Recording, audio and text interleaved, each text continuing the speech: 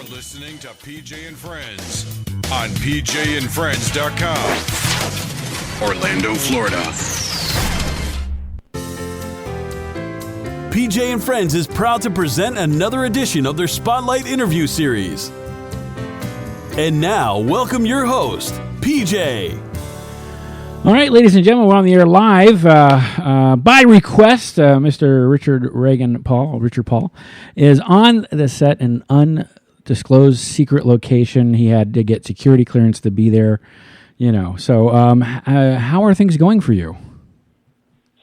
They're great. I'm calling from an undisclosed location in New Orleans, Louisiana. That's cool. So I can't tell you. I'm so excited for you because I know this is a big deal.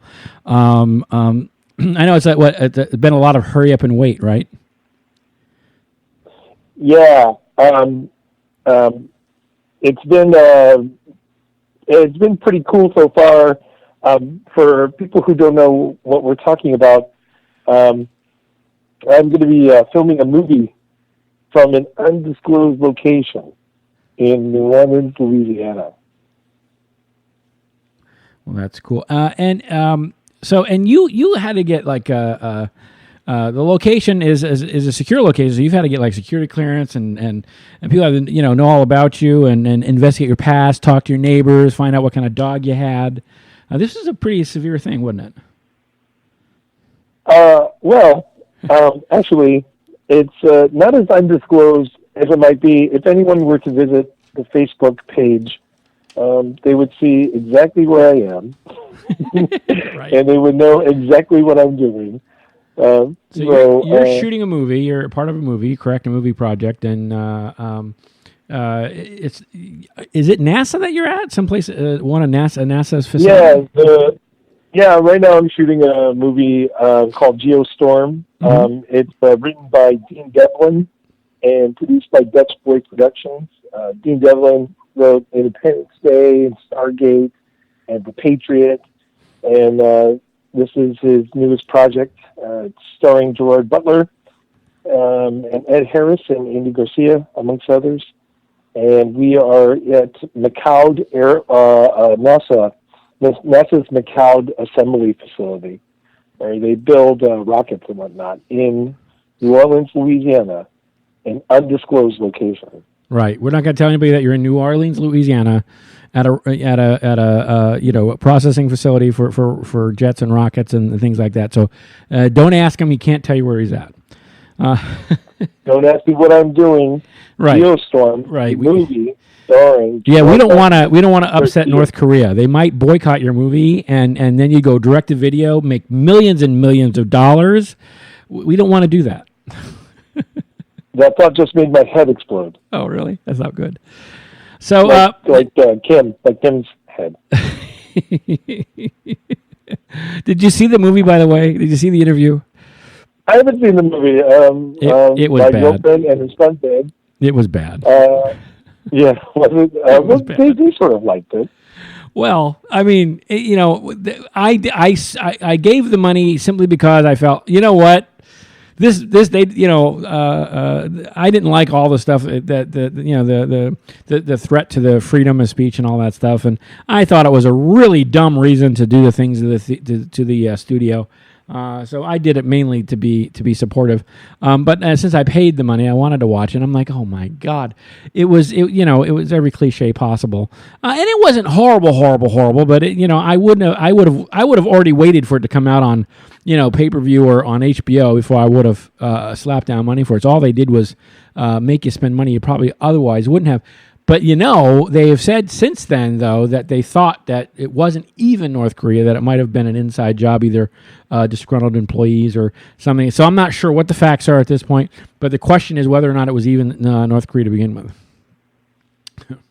Well, I mean, I guess at this point, it's sort of moot. Yeah, they got my money, man. Apparently, the U.S. has already responded. Yeah, we turned with sanctions. We turned their internet off, didn't we?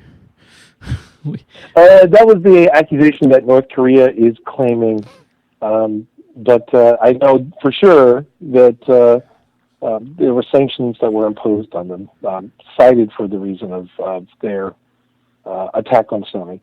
Well, anyway, regardless, I supported it because of the belief that I had. Now I'm not so sure about that belief. It doesn't matter. It's $5. What did I care?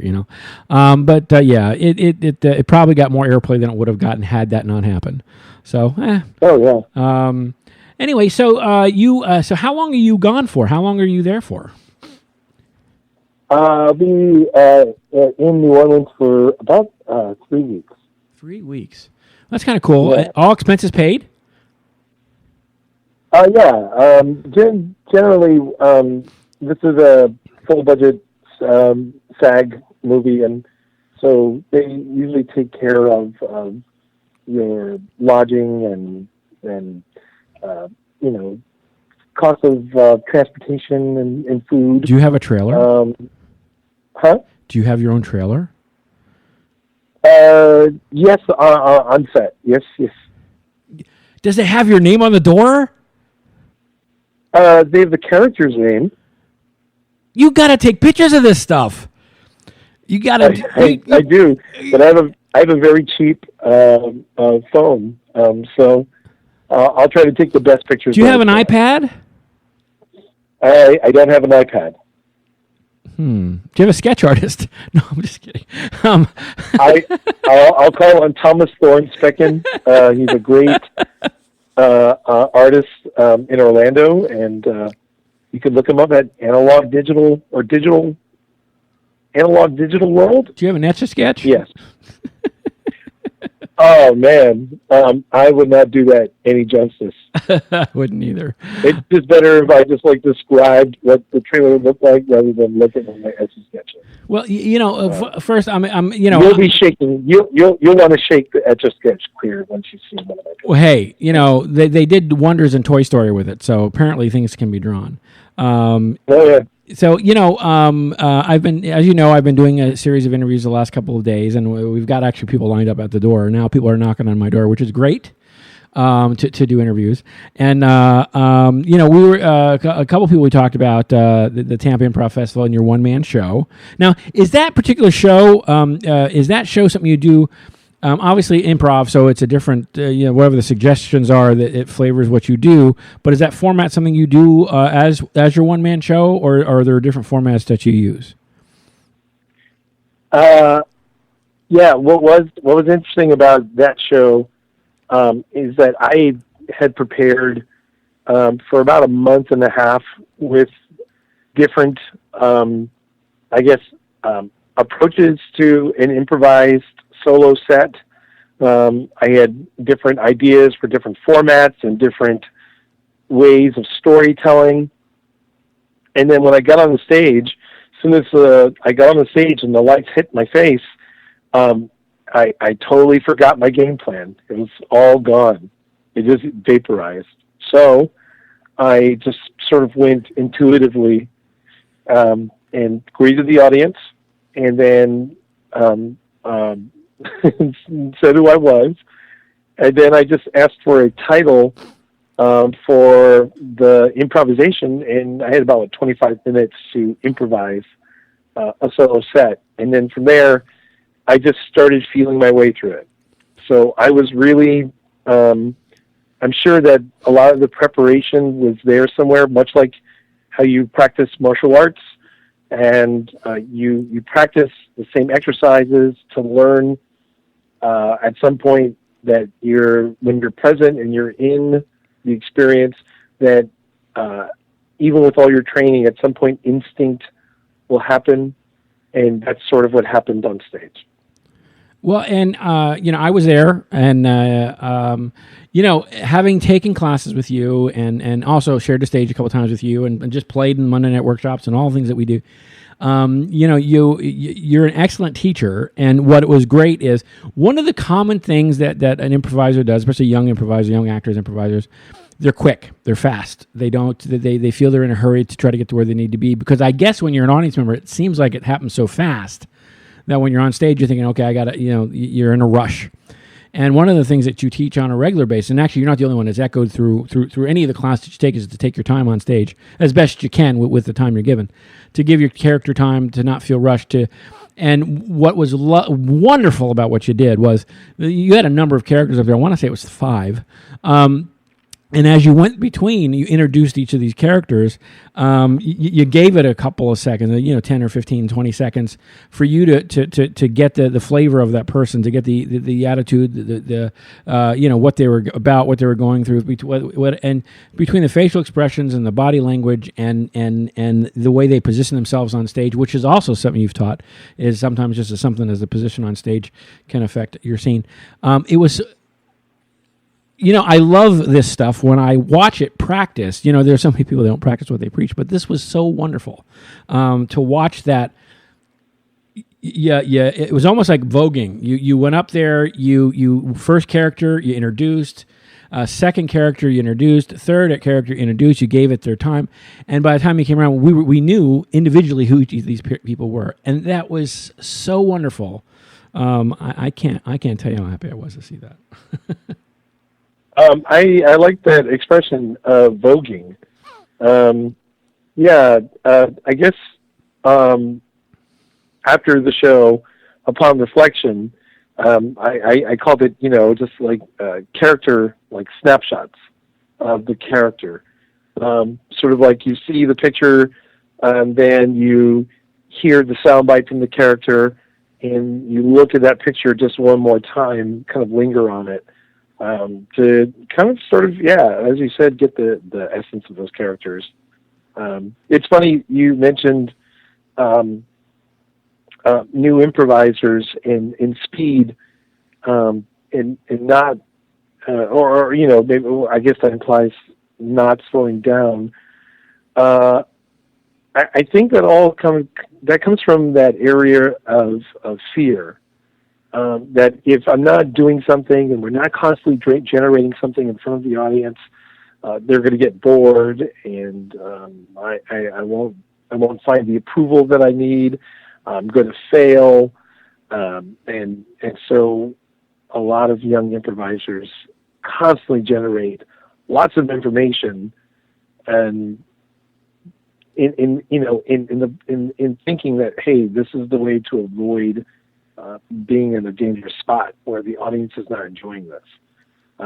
Yet, I could say that I think even veteran improvisers do it from time to time. It's just dealing with that fear, and I think that's the main reason why I wanted to do the solo set, was to really confront that feeling of wanting approval and being afraid of failing. Wanted to challenge that. Well, again, my biggest thing for me was to watch, what you had taught and what you had had us workshop many a time, and watch it in practice. And it was, I wish I had recorded it. I wish, because when I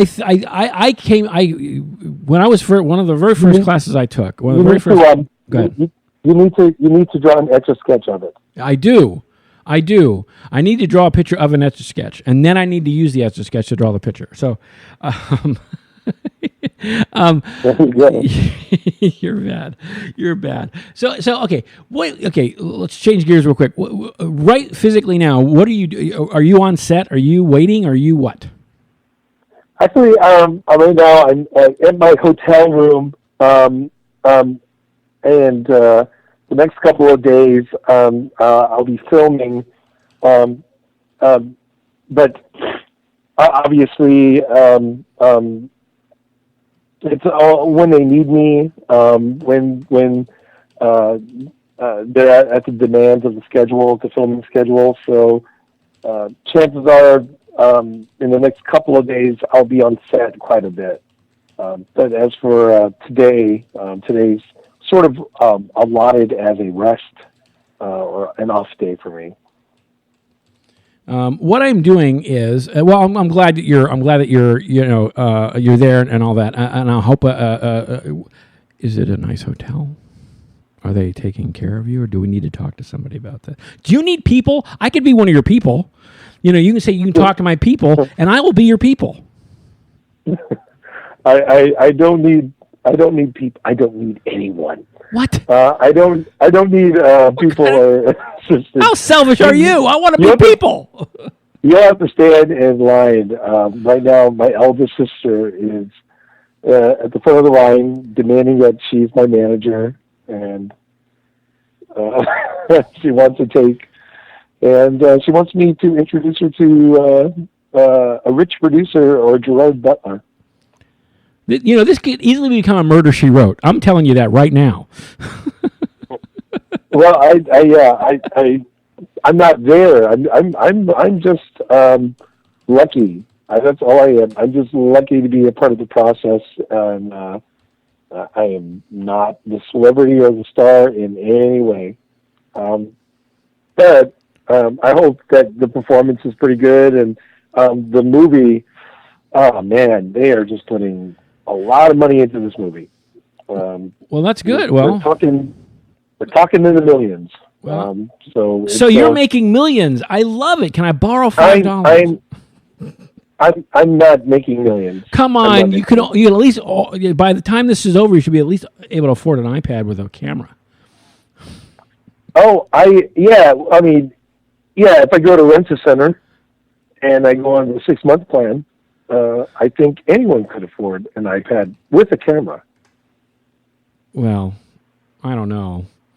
You not just anybody can do an. I mean, you don't even have an Etch-a-Sketch. You've got to start somewhere. You got to start with.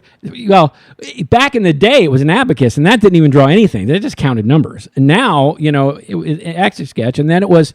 The old big IBM PCs with the big, and then, iPads. So, you don't have, do you have an abacus? I don't. I had one in kindergarten, but then the teacher wouldn't let me take it home. So I never had one. Okay. So I have Googled the name of the movie, Geostorm. Yes. And let's see, what does it say? You know what? It's wanting to show me an ad. I don't want to see an ad. As a man heads into space to prevent climate-controlling satellites from creating a storm of epic proportions, his brother discovers a plot to assassinate the president. You're not the bad guy, are you?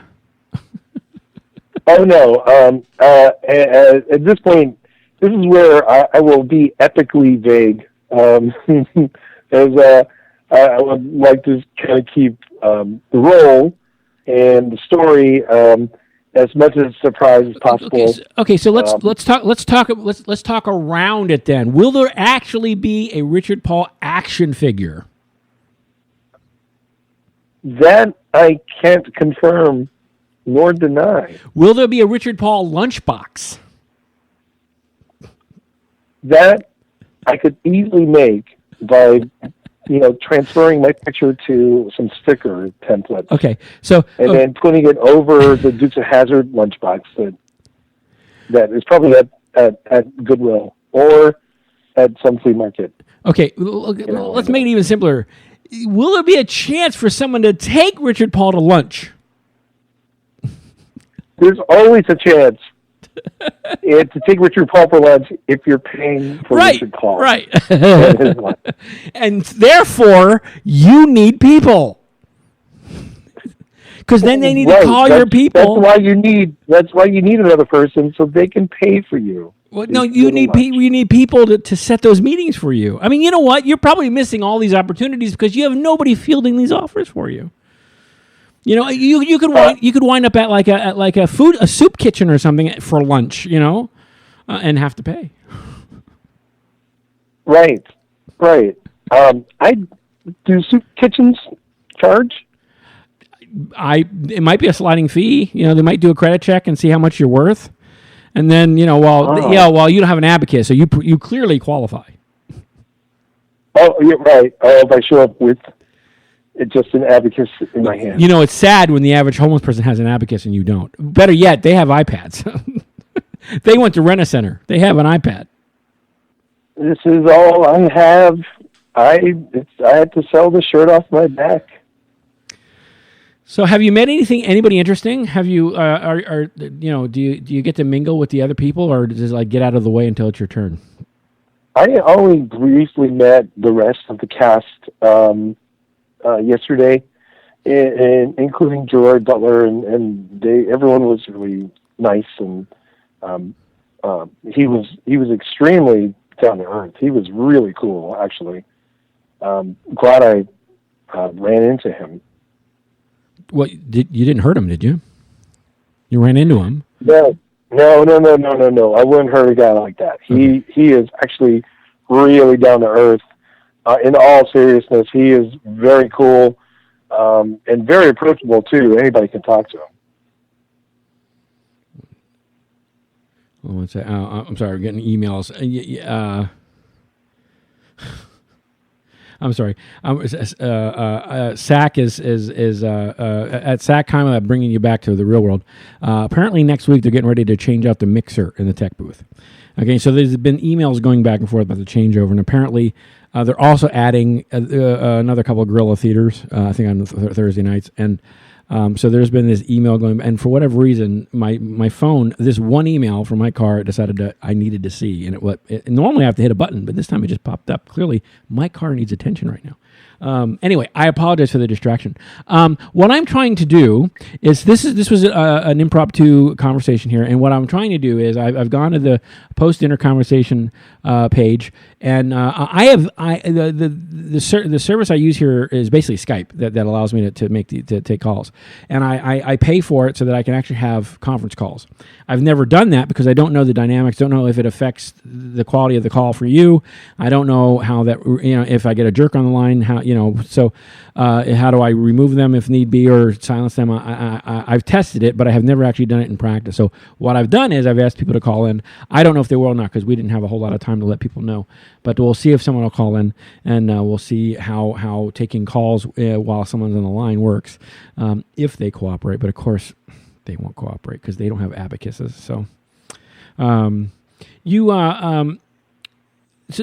let's like I was doing with other people that were calling in.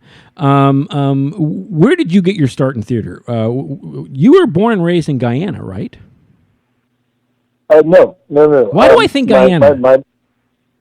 Well, because my mom and my dad, and my eldest sister, Debbie, they were born and raised in Guyana. Right. But by the time my mother and my father made it to the U.S., I was born in the United States and raised primarily in Central Florida.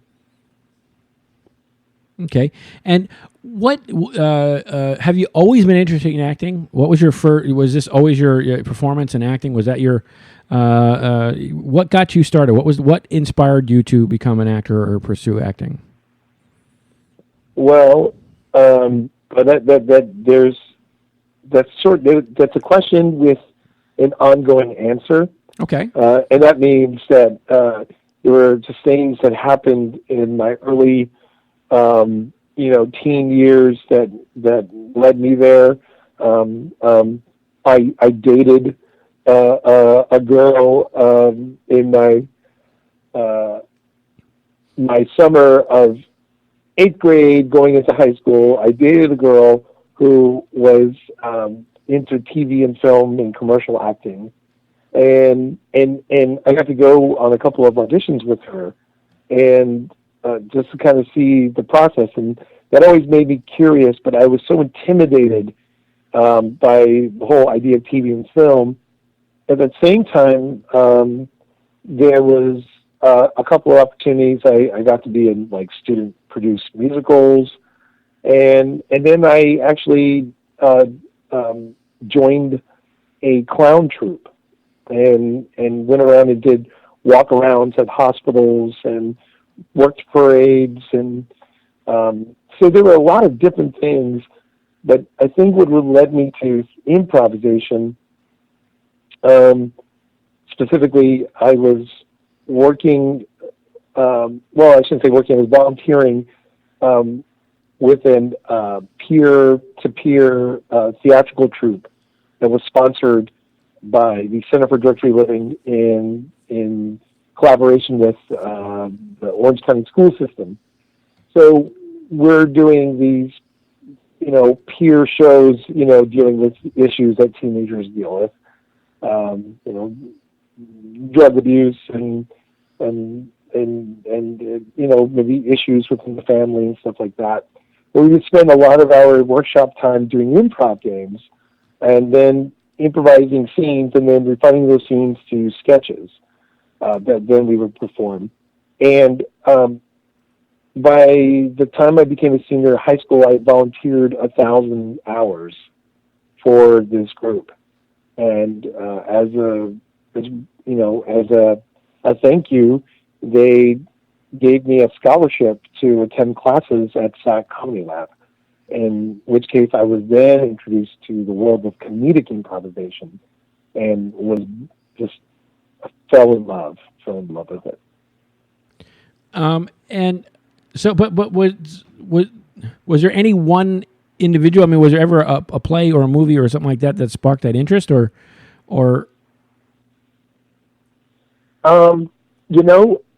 It kind of goes back to what I was saying earlier about fear. Right. And there wasn't really one person that inspired me to want to be a performer and actor. And I can talk about this honestly. I got into acting in performance because I was starved for attention. And I think a lot of performers will not be honest about that. I came from at times a really tough family environment, and it was in middle school that I started seeing that I could get positive feedback from people by being on stage. And then I started noticing that I was a good mimic about people and about things, that I could learn how to dance from just watching music videos for a while. And that that's how I learned primarily, is by kind of watching people and then emulating and playing that out. And so I really did it as an opportunity to be accepted, to get validation, to get positive feedback. And it became very annoying for people in my last year of middle school, because I was running around all the time trying to entertain people, and they didn't want to be entertained, they're just trying to get the books out of their locker, and I'm pretending to that it's like the doorway to Jumanji or something, So that's what really was the motivating factors, that I really got validation from people when I was on. Now you do, and I apologize. You are now a part. You do another thing called playback theater.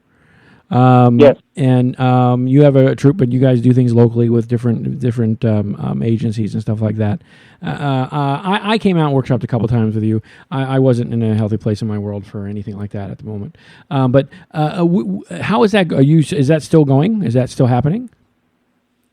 Yeah. I mean, right now we're on hiatus, and as I'm not exactly sure how or when I'm going to be able to start it up again, just because of the awesome amount of opportunities that are happening right now for me.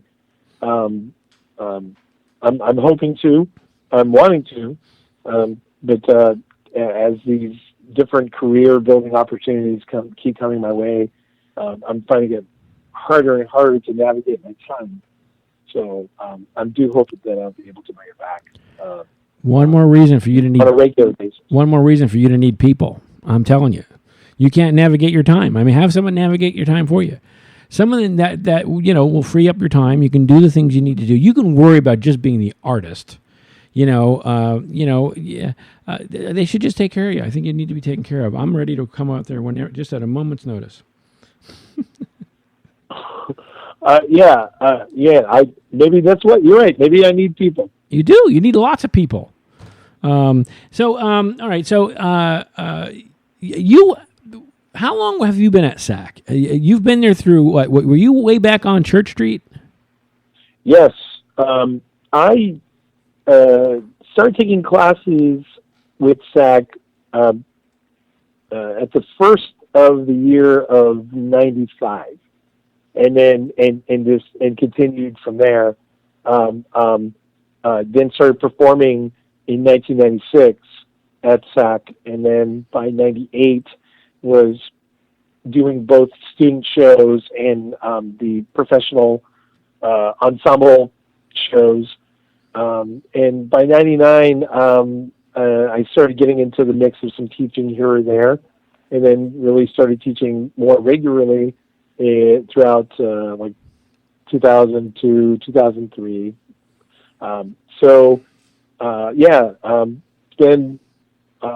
Been a part of my life for SAK has been a part of my life for 20 years. So you were there when you got to perform with people like Wayne Brady and John Mangum and Jonathan Mangum and those guys? Yeah, I got to watch them, and also took classes with Jonathan Mangum. That's on Let's Make a Deal with Wayne Brady. Joe McCrary, who's really recognized character actor. He's been on Seinfeld, and took a class with Claire Sarah, who just recently wrote the latest Drew Barrymore and Adam Sandler film Blended. Classes with quite a few of the ensemble, which I guess in many ways we consider that kind of that golden age of ensemble or improvisers at SAK, the brick and mortar theater. Right. As is a point to remind people that the company's been around for over 40 years, but they didn't become a brick and mortar location until 1991 in Orlando. So, so I've seen. I've been a part of it for a very long time. Yeah, and seen a lot of changes. Yeah. Yeah, but it's in a healthy place now. So that's I mean they're killing it. So, give me. I mean there's been ebbs and flows of healthy and times where they were trying, but I would assume that that's within the life of any organization. I was listening to your interview with Mike Carr, and I think talking about change is tough, and I couldn't resonate with that anymore. I think change is always tough because we want to hold on to things, but we embrace the change that some fantastic things come out of it. Right. Give me 1 second. I need to take a commercial, and then we'll be back. So give me one moment, and I'll be right back. Yes.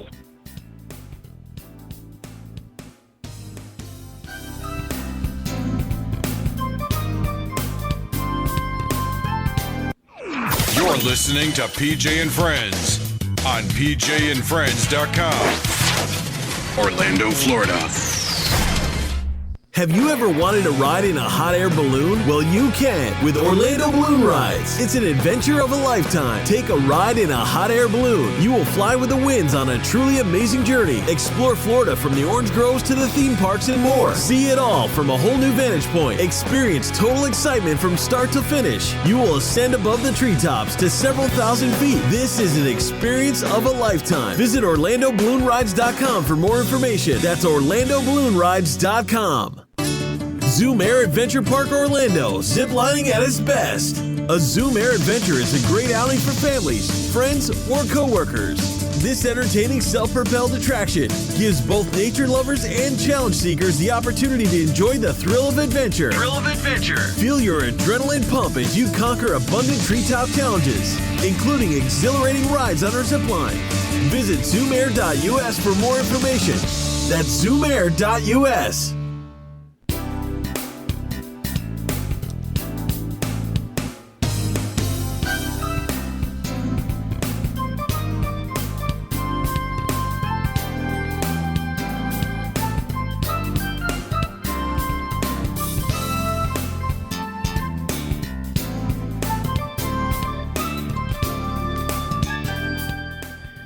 Hey, PJ and Friends has several ways to promote your product, service, club, group, or business. You can sponsor a segment or a whole show.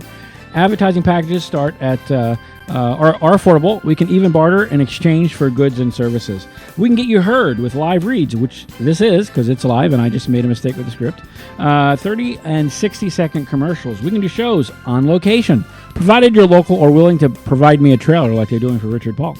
You can email me at sales@pjandfriends for more information, pjandfriends.com. Hey, take a minute to stop by pjandfriends.com. Take a look around our website. We have a lot going on there.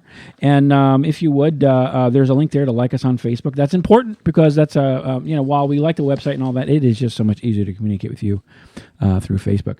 So let's bring back Richard. Richard, are you there? Yes, I am.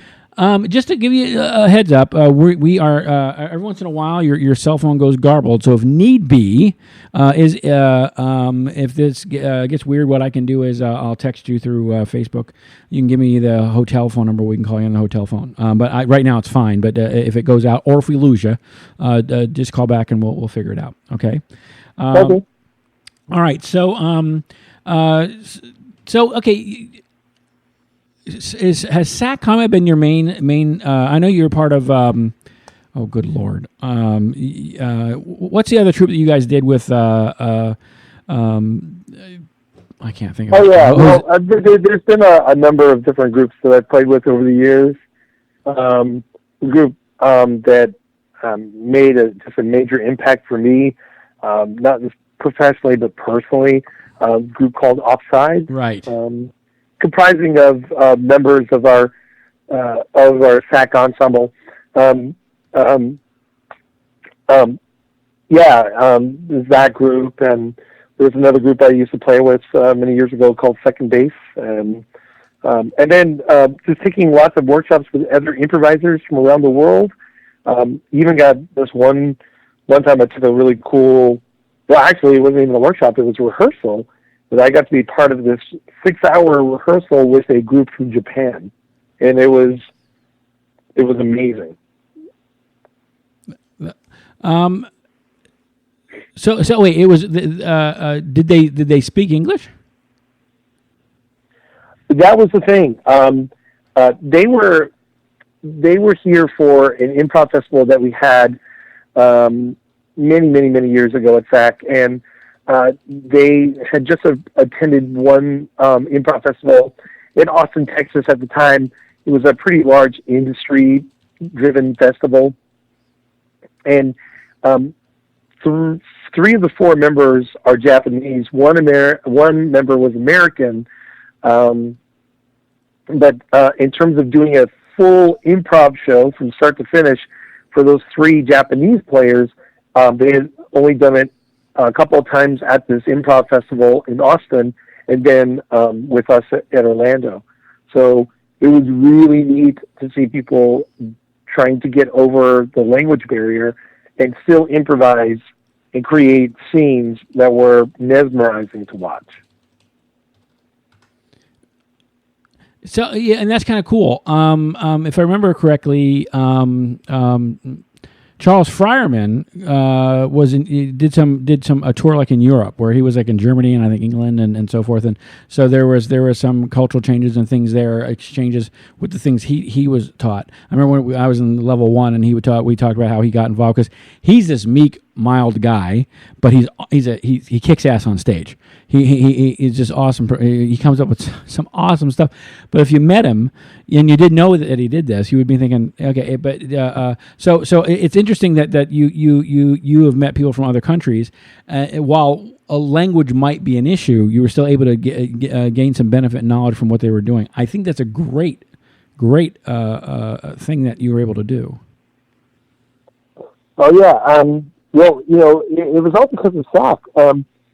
What's interesting about the SAK history is that we were affiliated with Theater Sports, and Theater Sports is this improvisational organization that was really started in overseas, well, I should say in Canada and / the UK. And so their approach and take on improv was purely like narrative, story-driven improv, all short form, although they had a couple of long-form concepts. And because of that, we had this guest artist program. We brought people from South Africa, people from Denmark, people from all over the world, and they were teaching with us in residence. And then other workshops of just kind of traveling around and getting to take workshops with other groups, then eventually other people from the other countries. So it's really cool to see the kind of the perspective that people have on improv and the different schools of thought with them, which I would love to talk about, is the schools of thought of improv, because that's something that's fascinating for me. I kind of, in terms of an educational standpoint, I'm really passionate about teaching improvisation. And so I always love examining and analyzing different approaches to the work. And here's the thing, that's there appears to be, in my opinion, just as a student of improvisation, I've had classes with you. I've had classes with Mike Carr. I had Greg Yates. Quite a few of, and I'm going to say this, and I mean it simply because of the old guard, the people that were, for me, that had, I think maybe been trained by some experiences with the original flavor of SAK, the original, because when I say that, because you guys are very free with what you share. You're very, it's complete. What I mean by, there'll be times where we'll do a scene, we'll do something on stage, and the theory behind it is just as important as the action. And I love the fact that we're almost getting a university education for nothing, because you guys, you dissect it, you talk about it, you know, again, and it's not in any way like talking down to anybody. It's not, I remember there was a workshop or two that was almost close to therapy, and there was a couple of people, because people were really getting involved with emotions and things like that, and some people were having a hard time with it because it was pseudo. It was very psychotherapy almost, and so some people were having a hard time with that because it was too real, but you guys, there's anything you learn, you share. You know what I mean? There's no, you're open with it. And I get that with my car. I get that with you. I get that with anybody. Now, I got to say, I don't mean to say that I don't get that from other places, but I think that you guys, I don't know, you seem to do it better. It's more, for me, and maybe it's just me, my mindset, my personality type, it's more comfortable for me to receive it in the way you guys are doing it, where it's sometimes more uncomfortable elsewhere. Does that make sense? Yeah. Oh, yeah. I think, you know, there's a schism within the world of improv. You know, is this theater? Is this comedy? Is this comedy theater? So a lot of people who go into doing improv on stage, they think, oh, well, a lot of this is make-believe, and we're allowed to have fun and not take things so seriously, and we can spoof and satirize things. But then, you know, when they get into this realm of making emotional choices that are not intellectual choices, but choices based off of a real thing or feeling, you know, it's like, well, it's counterproductive to what they think comedy is supposed to be. So, yeah, again, that's just part of the many nuances of approaching this work, is what is it to one person and what is it to another person? And can they find a way to bridge their different approaches to it? And that goes into partly what you were saying, in the sense that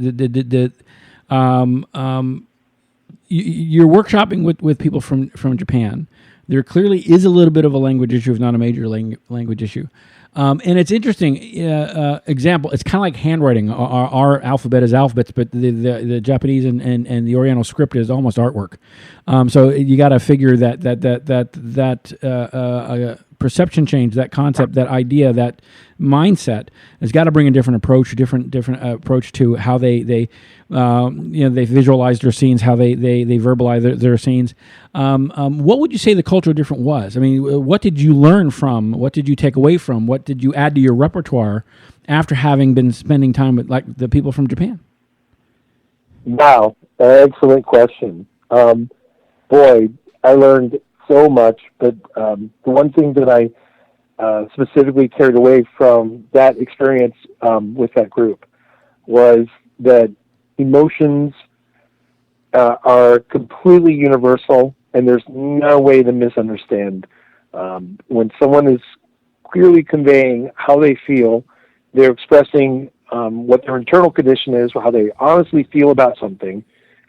You know, based on that, how you instantly feel. It's not something you rationalize. It's I'm in complete reaction to that, and that was how the way that they were able to overcompensate for their minimal skills in speaking English. Also, their physicality was a huge part as well. But the physicality was there to, again, gesture a strong feeling about something so specific. If I was holding a spoon and I'm dipping into my bowl of Cheerios with milk, in the way that I dip that spoon, am I happy? Am I sad? Am I angry? Am I afraid? Is there a more complex thing? Am I hungry yet conscious of the way I look at the dinner or at the breakfast table while everyone is eating? And then how do I articulate that with no words? That was to me like a really powerful lesson in simplicity. Yeah. See, I right now my mind's going 100 miles an hour with all the things you've said, and I feel like I'm getting a workshop for free. I know. I'm so sorry.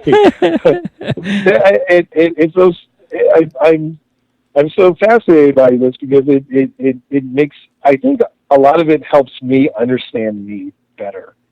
You said therapy earlier, and I think a lot of people do improv to kind of work through the way they feel about things, even when they're feeling great. They're trying to work through it. If they think something is stupid, they'll do improvised scenes to make fun of that thing they think is stupid, whether it be another person or a condition or the state of our government or whatever it is. It's just it's like sense making of how do I feel about it? Well, let me act it out so I can really get into it and really make sense of it. See, this is one of the things. It's like when you come to workshop, and another one that is awesome with imparting knowledge. Bob Codges, just an energy powerhouse with again free at sharing what he has, and always comes up with these wonderful ways of imparting that wisdom to you.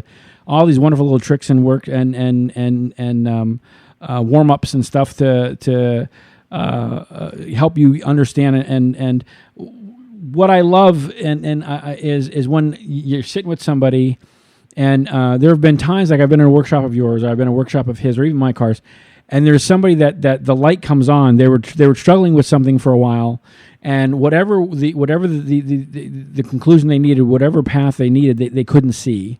And so some wisdom is imparted, maybe a workshop is done, or maybe a scene is practiced, and that is then, now that light comes on because they see this is what they're talking about. This is, and I it's a treat because there are people I think that elicit that have that result a lot more often than the average, simply because of the sheer amount of knowledge that they have and how free they are, but also how smart they are in the ways that they share that information. Because I think a good coach, a good teacher, is just that, a coach. Because you don't teach everybody the same way. You might have, if you go to a locker room, you got one guy that likes to be yelled at, another guy that probably needs to be held and hugged and say, okay, please go get the touchdown. You guys are you, Bob Codges, my car, are very good at finding out what is needed and how to impart that. But I love when I watch in a group with you guys is I will see people that lights come on, their eyes light up, that passion has been set, and it's a cool thing. So, and I say that because things you've just said, things are going through my head, and I'm going to have to go away from this conversation and digest it because there are so many things that are there that clearly are making sense with me on a subconscious level. I need to think of, because I've had thousands of questions that would make no sense to anybody else, and maybe even you, because I need to think them out a lot more than I have. What's one of those questions that wouldn't make sense? Let's try it. Let me test that. Let's challenge that idea. I would love to hear one of these questions that doesn't make sense. I can't. I'm not in a place where I can. Okay. And it's not even that. It's not having like, for example, when I think of Japanese and the Oriental culture, and what you just said, for example, emotion is the same. But what I remember, and again, probably showing my age here, is one of the movies I when I was a kid that was a big movie of the week kind of thing. And it was a 3 or 4 parter. Remember Shogun? The movie Shogun. It was anyway. It was like this. Yes. It was Richard somebody. Anyway, and what during the course of this, one of the Shogun warriors is insisting that his people teach this guy English, Japanese. And the reason being is so he can communicate. And as they were talking about the language, and the lady was teaching him the inflection of the voice, how you raise it at the end or lower it at the end, and raise it at the beginning, it was musical. And so when you were talking about, you're eating your bowl of cereal and you're reflecting your emotion, I'm thinking, while yes, the emotion is the same, I would be interested to see how they equate that. Because, yes, I'm sure it's all angry. I'm sure you can stomp your feet. You can slap your hand down. You can have a scowl on your face. But I imagine, and I'm probably wrong, and it's probably even racist to an extent, that there's this art to how they even show their emotion. Because I'm thinking between the alphabet that they use and the way they talk, and yes, the emotion is the same, but sharing that with you and how they impart that with you, I'd be disappointed if I got there and they slammed their spoon in their milk. I mean, like, is that it? So. Oh, right. So what? Yeah, I think what you're talking about there is cultural influence and conditioning. Yes. Part of the thing that resonates with a lot of foreign improvisers from other countries, especially with Keith Johnstone's approach to improv. That Keith Johnstone, who created Theater Sports, he himself is from the UK, and he's very aware that one of the things that, one of the aspects that drives people and drives human behavior is the cultural conditioning. And so status and status work, who's got high status, who's got low status, and how that status fluctuates between those two people, is a major force and part of that oversees improvisational education. It is a major component in understanding how people relate to one another, and so. With that, Keith talks a lot in his books about how people are conditioned to reject inappropriate thoughts, or the law says that it's bad to think or do this in a particular country.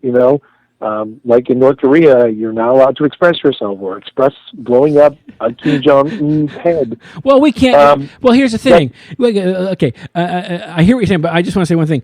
We can't do the same thing to our president. While, yes, we're not likely to be shot and hung and killed and eaten alive by dogs by saying that, you will certainly have people visit your door. Right. Yeah. So in foreign countries, in many countries, even in America, I should say, depending on how the culture communicates widely to each other, how mass media communicates widely to the populace, how the governmental leaders communicate, religious leaders, community leaders. Yeah. And then from there, the different cultural divides, different groups and subsects of people, depending on how they communicate, then there's certain roadmaps of behavior that are acceptable and not acceptable. And so it's through that human conditioning that can influence humor. So what may be funny in Japan may not necessarily be funny here in the U.S., but they get it because it's in the way they communicate, also understanding all their cultural norms and taboos, where here, like in the Japanese culture, there's a lot of there's a lot of commentary and media about sex over there. Right. It's like many ways it's a repressed country, but it's repressed to the point that, they took porn to animation. we may be repressed, but we know sex. It's it's that idea of hey, why don't we give him 1,000 penises that are all robotic and are going to destroy Tokyo?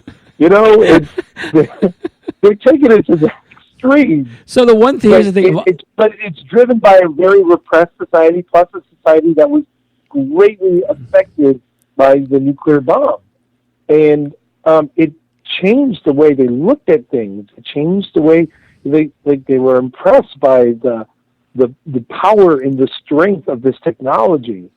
And so it's like, wow, it's no wonder they're one of the technological leaders of the world today. It's because of these major influential events that really changed the culture. So we got to take it. We always got to take account of all of these things and how it informs us as actors and as people. Now, you having said that, when I was younger, I was like 19, maybe 18, 19. My stepdad had purchased this 54-foot Colonial Cruiser, which is a boat in Fort Lauderdale. And the idea was he was going to fix it up and he was going to take people out on cruises and stuff like that. From a previous marriage, he had a relative of a relative of a relative who, oddly enough, had a son that was from Guyana. He was probably a little older than I was, but very, very innocent in many ways. Just soft-spoken, just polite as can be, well-educated, smart as a whip. I mean, could do math I could never do. Somewhere along the way, I must have gotten jealous of him spending time with my stepdad, and I had said something along the lines of, well, if you keep that up, I'm calling the police. And this apparently terrified him. And a couple of days later, my dad comes to me and says, you do understand, in his world, calling the police is a bad thing. When they come to your house, it's not and I'm like, back then I was still a kid. I was like, oh, I don't care, Dad, blah, blah, blah. But I look back now and think, wow, here, something as mundane as, for us, yes, us calling the police 90% of the time is you're looking for help, you're looking for this, they're going to come and do things for you, they're going to, whatever it is. There, it was a form of fear and intimidation, and so you're talking about the cultural change. You're talking about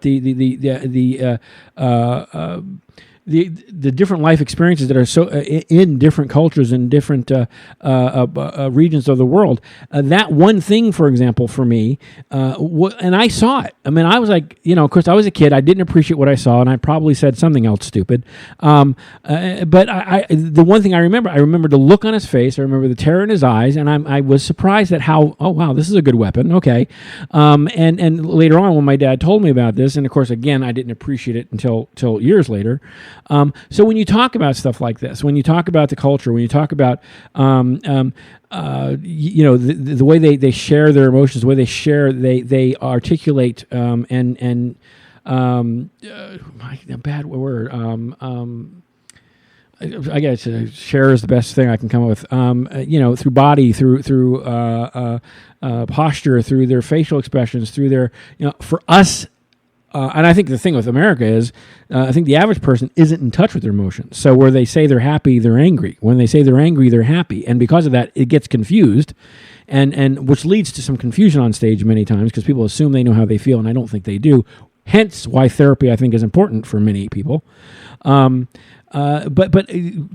I had I just want to share that experience because I saw that very thing. Now, what I have had a privilege of is a couple of years ago, SAK did their Fool Fest, I think one of the last ones, and they brought people from Canada in, and I think, where else they brought some other people in. And it was enough of a cultural change. Well, they brought some people from Seattle in, and their main thing was they went to cursing the first chance they got. And, we know about that. I mean, while it's not a bad thing if it's germane to the scene, but if that's all you've got, that's never really a good thing.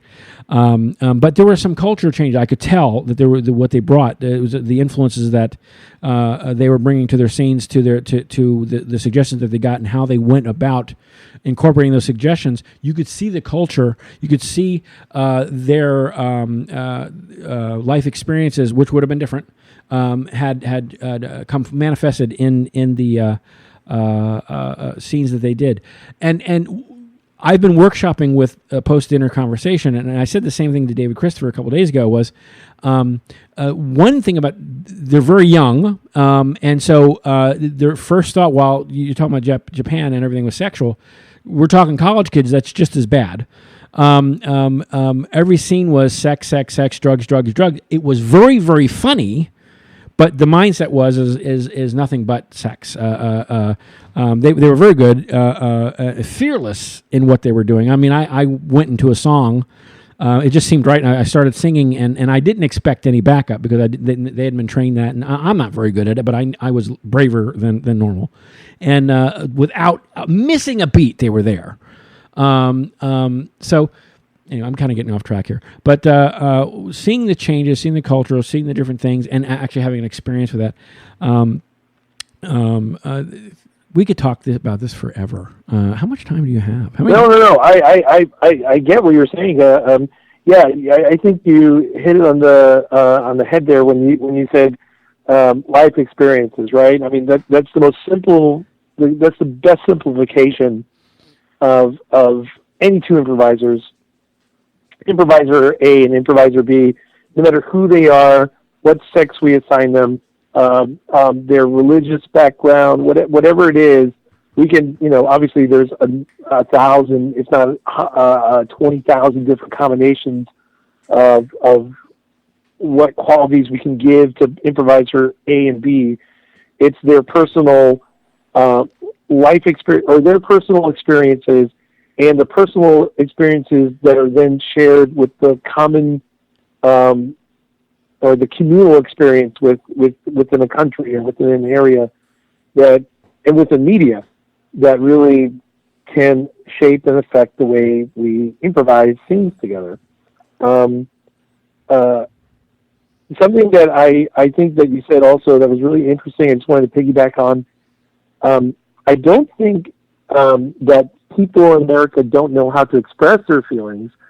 It's just that because depending on the cultural influence in their upbringing, it affects the way that they express their feelings.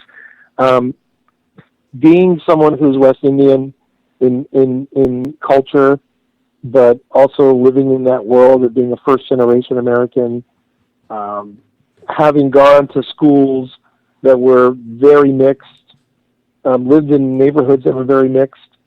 I've been just inundated with all sorts of different influences, and I'm just one of these.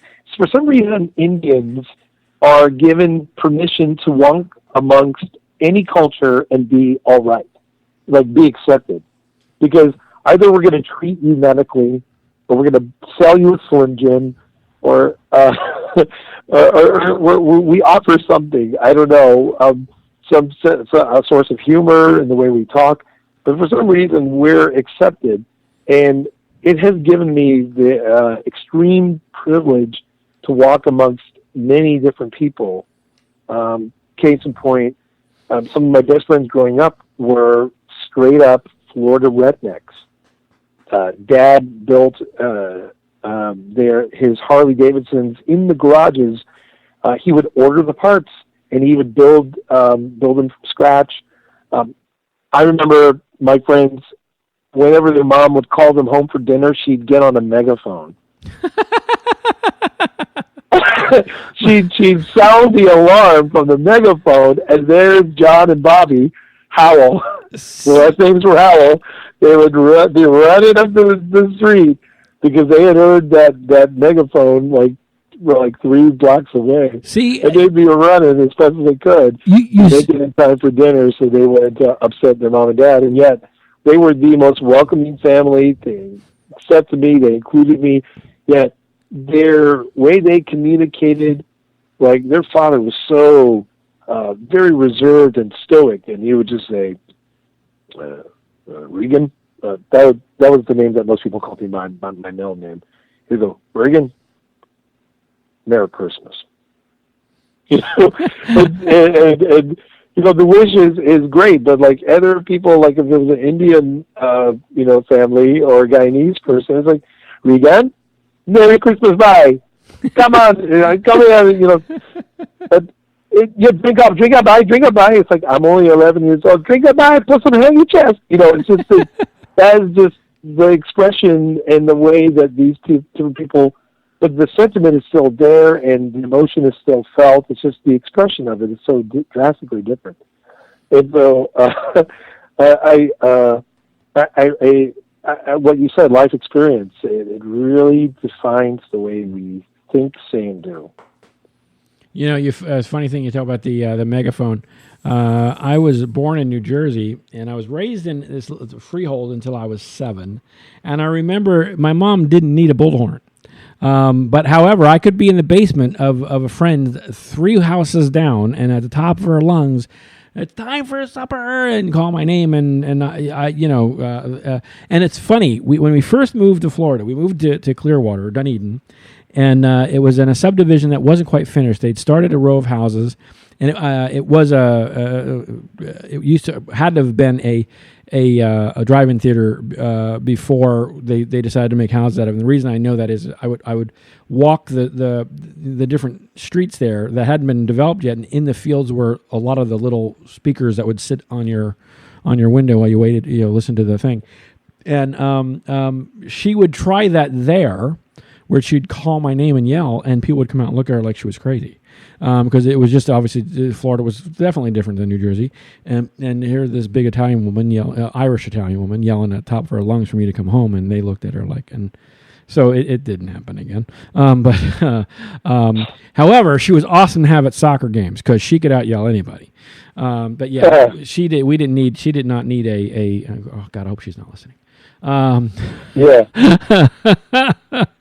I'll have to edit this. But hey, this has been fun. Give me 1 second. I have to do another commercial. We've been on for a little bit, and I've been remiss. Give me 1 second, and I will be right back. Okay.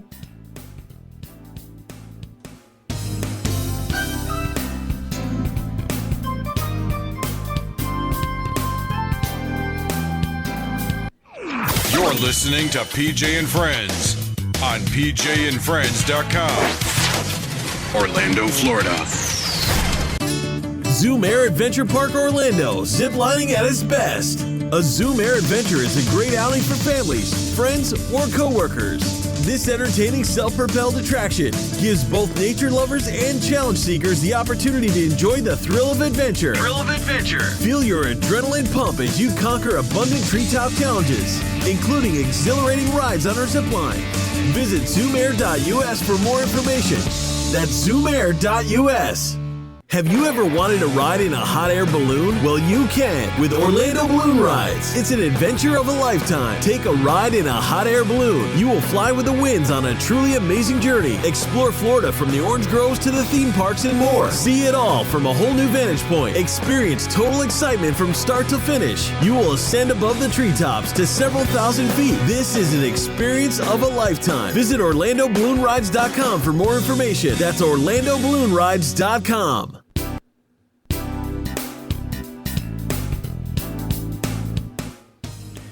Hey, this is PJ of PJ and Friends. We have several ways to promote your product, service, club, group, or business. You can sponsor a segment or a whole show. Advertising packages are affordable. We can even barter in exchange for goods and services. If you want to give me an Etch-a-Sketch, or you can want to give me an iPad to give to Richard Paul, we can give you a commercial. We can get you heard with live reads, 30 and 60-second commercials. We can do shows live on location. Email us at sales@pjandfriends.com and take a minute to stop by pjandfriends.com, check out our website, see what's going on there, but also there's a link there to like us on Facebook, and that's where you can keep track of what we are doing. And how about now back to Richard Paul. Richard. Hi. Hey, buddy. Hey, what's up? So I just had to stop the music there. So you're there for 3 weeks, huh? Yes, I am. So, you know, you couldn't like have family come with you and visit and that kind of thing. You're gonna be through. They couldn't like come with you and be like roadies. I say that again. I said you couldn't have like your family come with you and be roadies or something like that, or hang out in your room with you. I guess I could. I mean, they put me up in this lovely hotel room, and so I mean, it's still young. I mean, it's still early. I may be able to get my girlfriend Kate to come on up, which would be awesome. Because you're in New Orleans, right? Huh? You're in New Orleans, right? Yes, I am. I'm in New Orleans, right downtown New Orleans. So, have you seen any? See, I've never been in New Orleans. Have you been there before? It's my first time here, and it's just bustling. I mean, and just the cityscape. It's so odd how one area looks completely different from the next area, and yet there's very modern buildings, and then on the flip end of the modern buildings, there are buildings that are just so rich with historical character. Okay, now that just sounds stupid, but it is. I just got what I was saying. It's just so stupid to me, but I mean, it's so amazing. I'm actually where I am. I'm just across the street from the Superdome. Oh, great! So if there's a hurricane, you know right where to go. Whoa, no, too soon. And I'm here, so. Well, are you gonna? I'm on the 12th floor. Do you get commonly known as the 13th floor that no one wants to talk about? Do you get like a stipend? Do you get to go out and do anything? I mean, do they? Are you going to be able to get to see the sites, or are you on call all the time? It's right now. I mean, it's only like 2 days here, or 2 or 3 days here now, and I worked yesterday doing some just getting ready for filming and stuff. You know, you have to go and meet with props and costume and meet. I have some stunts that I'll be doing. So, working with the stunt people, doing wire work and things like that. Cool. It is. You're like a real actor now, not like you weren't before. Right. It only takes one. It only takes one project to really define you. But you know what? This could lead to good things, though. This could be a big deal. I'm so excited for you. Thanks. You know, so you're in New Orleans now. Are there any? I don't know of any. I think some people have made suggestions to you about improv troops that are out there. I think Nicholas Riggs sent you a couple of things. Because he's traveled a lot. So are you going to look at any improv while you're there, or? Oh yeah, I've already been in contact with the New Movement Theater and also another group called La Nuit. La Nuit, they do comedy sports, which is basically short form comedy. Right. And then New Movement, they do long form comedy. When my schedule is more predictable, I'm hoping to at least stop by, catch the shows. I think I do have a standing invitation right now to perform with La Nuit, and right now there may be a possibility I'll be able to jump in to a show with New Movement, but that's all with new movement, it's really depending on my schedule. So. So, but that's one of the first things. That's the first thought that came to me, which is ridiculous, right? No. I'm going to New Orleans, this famous city, and the first thing that came to me outside of doing the film is I gotta hook up with some improv groups. I've got to talk to improv people while in New Orleans. Their take on things. Are things different regionally? I mean, just all of these different questions that kind of border on sociology, really. It's like, how do you guys think and feel, and how does your local government, your customs, how does that affect the way you do improv? Or are you influenced by national movements such as the improv that's coming out of theaters like Upright Citizens Brigade, or are you influenced by more traditional, old school improv theater groups like the Groundlings? So I just want to meet people and pick their brains and gain insight from them. You know what my first thought was, and it's really kind of creepy. I was thinking, well then maybe we shouldn't talk about it on there. No, we should.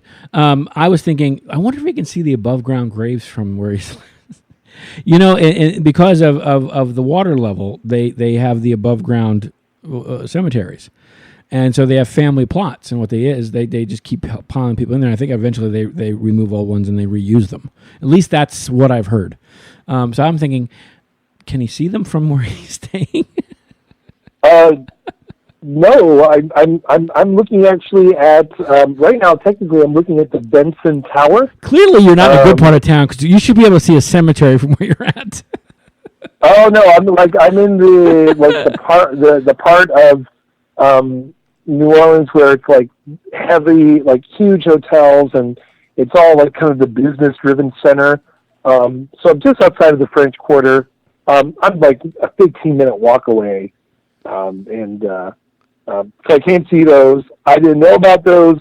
Now I'll be looking for those, or at least looking them up on Facebook. Well, I Googled it, and it says here, Experience New Orleans, Cities of the Dead. The above-ground tombs in New Orleans cemeteries are often referred to as the Cities of the Dead.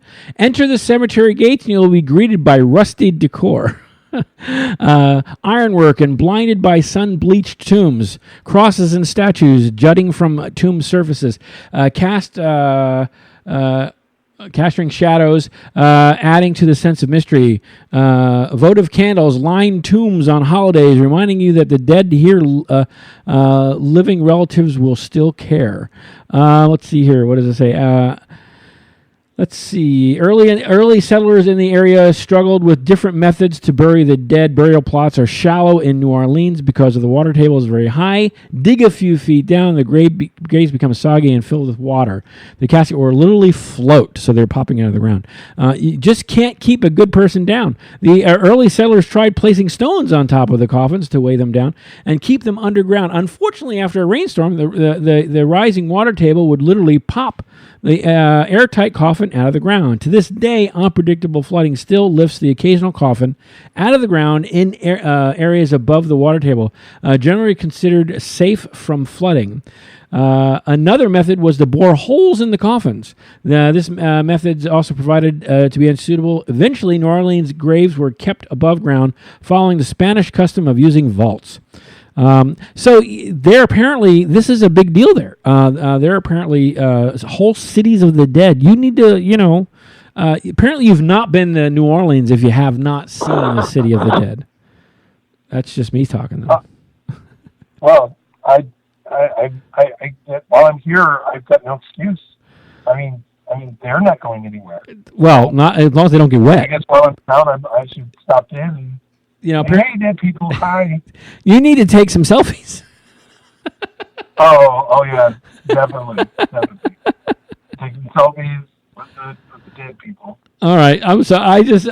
There's more here. It says, on your way into New Orleans from the airport, you'll catch a glimpse of the newer cemeteries. The city's older, more dilapidated cemeteries are, I'm going to pronounce it St. Louis NOS. 1, 2, and 3, located near the French Quarter. The older cemetery's paths are twisted, crumbled corners of tombs just jut out, and dead ends add to each area's... Here's the thing. How many cities actually have this on their website telling you to go to these dilapidated places? Let me ask you, if you were dead and buried, do you want... I guess you might want people to come visit, right? If I were dead or buried... Do you want people to come visit? You want to be like a tourist? And buried. Yeah. Yes. If I was dead and buried, I don't think I would... I don't know if I would be... Do you want to be on tour? You'd be like stars to maps to the stars. We want maps to the graves. I mean, here, think about it. You'd be like on a map, and this is Richard Paul, like maybe history about you, what you did, maybe even a button on your grave where your voice talks. And this is, and better yet, like a plasma screen TV that plays a little clip of something that you did or said.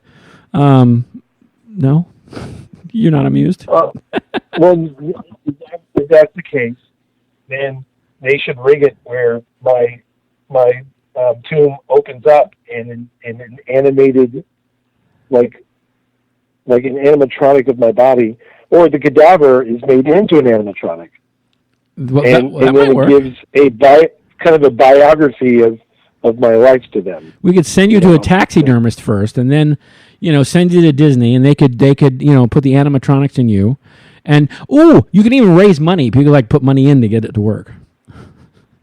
Yeah, it would be. I think that would be pretty cool. So you wouldn't have children. You wouldn't want children under 8 to show up, though. Well, here's the thing. They would freak out. You probably want your grave to make. Here we go. You'll notice that flowers, votive candles, and hoodoo money. Coins exchanged for favors have been left at many notable graves, particularly of, Mary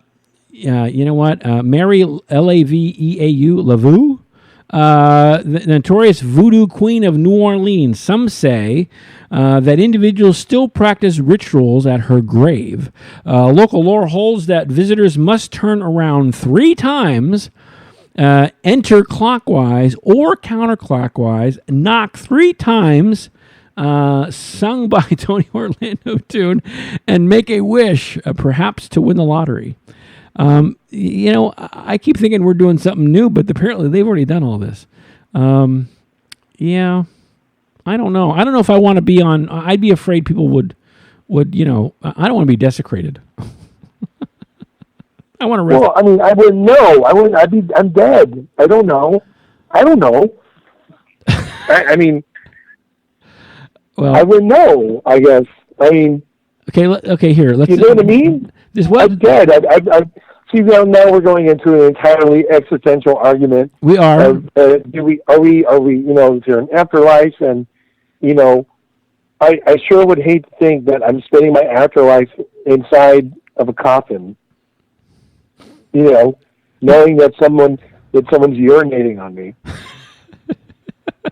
Or 2 teenagers who decide to have sex on top of my coffin. Well, that might not be so bad. You're helping, you're helping someone explore their sexuality. They wouldn't have a problem in Japan with that. Oh, looks like I'm not the only one who's stiff. Let's see. Here. The website I'm on. PJ, don't. That was stupid. Oh, I'm sorry. That was a stupid joke. That was a stupid joke. It was stupid. You got to call these things out. Okay. You got to call these. All be right. a Charlie Rose, man. Be a Charlie Rose. But the website I'm on, it says Experience New Orleans, so it's experienceneworleans.com. There's a frequently asked questions page. It says, if we don't answer your question, please email us, and we will help you out. So the first question is, it's my first time in New Orleans. What should I do? And their answer is, check out the list of New Orleans attractions to get you started. These are our suggestions, but they are just the tip of the iceberg. So they have icebergs there. There is so much more to see and do. So talk to the locals. Once you get here, get a few more ideas from him or her, then get out and go exploring. So we've come to this page. We've asked them a question. They have referred us to go to people and ask him or her what we should do.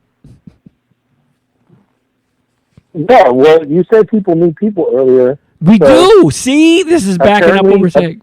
This is back what we said. Yeah, apparently that's what they want. They know that too.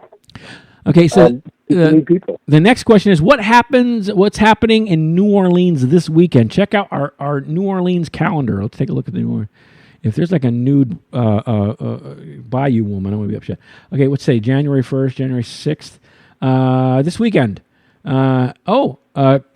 Commemoration of the Battle of New Orleans, January 8th through the 11th at Charlemette, Louisiana. Visitors can enjoy military drills, cannon and musket firing, crafts and cooking demonstrations.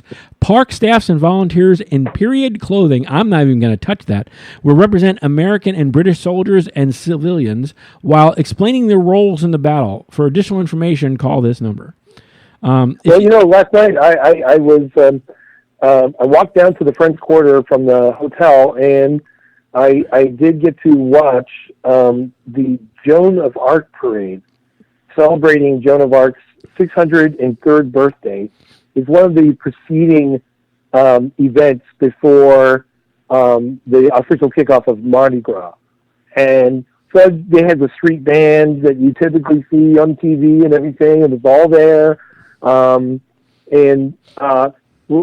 was walking down that one street where it's nothing but strip clubs. Hustler Club, Larry Flint's Club, and everything. And one thing that kind of caught my eye about that is that out of all the strip clubs, there's only one strip club that actually had a dancer outside greeting everyone and trying to get people to come in. And all the other businesses, they were all pizza shops. And they, trying to get people to come in and have drinks and eat a pizza and stuff. The weird thought kind of crossed my mind. It's like, it's like, so I guess all of the food establishments, they send people outside to get people to walk from the parade inside to, what's she serving? The stripper. It's just an odd thought, but these thoughts come to me. It's like, what's she serving? And it's like, yeah, I don't know. Is prostitution legal in New Orleans? Is it like Vegas? Is it legal? Find out. Your mission is to find out. I think it's Bourbon Street. I think that's what it was. Bourbon Street. It was definitely Bourbon Street. Richard. Come on. There is not a street made out of bourbon. Come on. I mean, really. This is not Willy Wonka. You didn't see. Well, you didn't smell the gutters. That was urine. That was Urine Street. That was not Bourbon Street. Oh man, it was something else. The only time I smelled gutters like that, it was overseas. Well, here's the thing. Here's the thing. The next question is New Orleans safe? It says in any major city, you need to be safe about the way you travel. Here are a few tips. Use maps or your GPS to plan routes before getting behind the wheel. Since you walked, the maps and the GPS were not a mandatory thing. Try not to appear like a tourist, like wearing beads when it's not Mardi Gras, carrying large cameras. Well, we know you didn't carry a camera, so we're okay. You don't have an iPad, so you're safe. Be aware of your surroundings. Avoid suspicious characters. The dancer out front, I think that was suspicious. I think you're taking risks here. Here's the thing. It's funny that you say that because as I was walking, I'm walking by one of the buildings on Dauphine Street, and it was like obviously the back or the rear of a restaurant. And some restaurant workers are standing outside taking a smoke, and I'm asking them about, hey, can you tell me where this place is? I think it was the New Movement. I was actually looking to scout the New Movement Theater. It was about 3 miles away from where I am, but I thought, let's take the walk. It's a nice, beautiful night. It's cold and brisk. Won't work up a sweat. It'll be a good walk. Okay, what time of night was this? Was it dark out? this was like 6:45, going on to 7. Because it says here, don't wander around. Seven. I should say Central Standard Time, and so it was already dark. And the food worker, without skipping a beat, it's like, you're walking down there at this time of day? That's exactly what it says here. Wait. That's exactly what it says. It says, don't wander around the French Quarter after dark alone, and try not to wander too far past Bourbon Street. Right. Yeah. And I started walking that way, and then I had second thoughts, and I walked back. You're taking you've taken your leg. You getting danger pay for this? Oh man. I Did you take a life insurance policy? Happened. In fact, people were waving, but maybe they were like waving at me to try their version of pizza. They were luring you in. They were like, trying to, you were probably dressed like a tourist with a big gaudy camera. You were wandering the streets alone. You went well past, you're in the French Quarter, and it's telling you not to go to the French Quarter.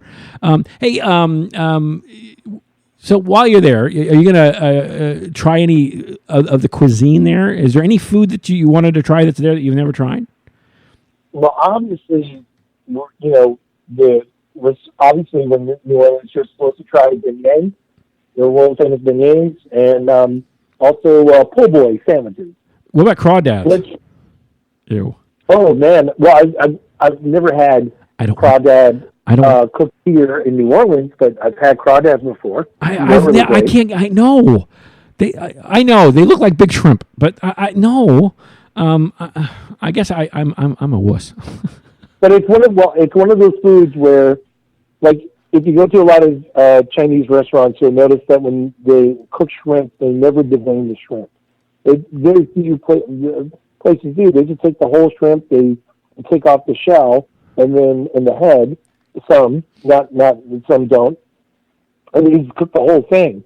And for a lot of people, especially Western diets, find that really distasteful because that shrimp's vein also has, it's where all of the waste goes through. But they just cook the whole thing. With crawdads, it's the same way. They just take the whole crawdad and they boil it in spices and cook it just like that. And then you're supposed to ingest pretty much all of the brains and meat that is in there. Yeah, you're just making it sound so attractive. And so, but it's kind of, again, the influence of different cultures.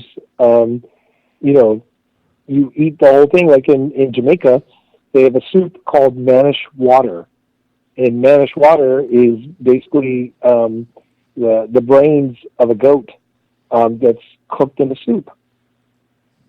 And it different countries, it's like, well, food's scarce, so you got to use every part of the animal. You're a brave man. Here, things I've not eaten. And here's the thing. I probably would like if I did, but I don't know. I've never eaten escargot, snails. I don't know if I could. And here's the thing. I could not kill anything I eat, which is bad, because I eat, I like steak, I like chicken and stuff like that, but if I had to kill it, I'd probably starve. I couldn't kill it. We had house guests a couple weeks back, and they were watching this channel where it was like some channel where they do hunting, and they were going out and they're it was really, really brutal. They were it was like Alaskan wild country or something like this, and so it was literally survival mode. They had sled dogs and all this, but they hadn't eaten in a while. It was like dead of winter, and so they had set traps. And they caught like a coyote or something in this trap. And this poor thing is sitting there, and they saw like this tree or this long branch, really long. They're it's literally like a 10-foot pole. And they're smacking this thing in the head. And at first, it sounds to me like a dog, and I love dogs. And I'm thinking, man, if I lived in Little House on the Prairie days, I would be an awful lot thinner because I could not kill my own food. I couldn't have killed a turkey. I couldn't have killed. Now, I could have stole the eggs from the chicken. I could have eaten eggs, but I could never have done. I don't think I could have done these things. I couldn't have killed Bambi. So I'm a wuss, man. I'm a big wuss. I was raised by a dad who grew up on a farm, and then later on moved to a fishing area in Guyana. So I was always raised around livestock. My dad would bring home livestock, and he would slaughter it at the house and then prepare it. And so I grew up with seeing that. Duck, goat, and then one time. But so but you saw the slaughter? Friends, huh? You saw the slaughter? Yeah. Yeah. See, Yeah. In fact, I've done it myself. One time, my father and some of his work buddies, they brought in this flatbed truck with a full cow, and it just so happened that our next door neighbor was a butcher. So with his help and everyone else, they butchered the cow and served and shared the cow meat with everyone on the block. Yeah, the thing is, I'm a hypocrite though, because I know this has gotten serious, but I'm a hypocrite because I do love a meat and potatoes kind of guy. I like steak, I like chicken. I used to like I like fish. I used to like lobster until at downtown Disney. There's that boat. I can't remember what the name of it is. I don't know if it's still there. It's that boat that was there. It was a served seafood. I'd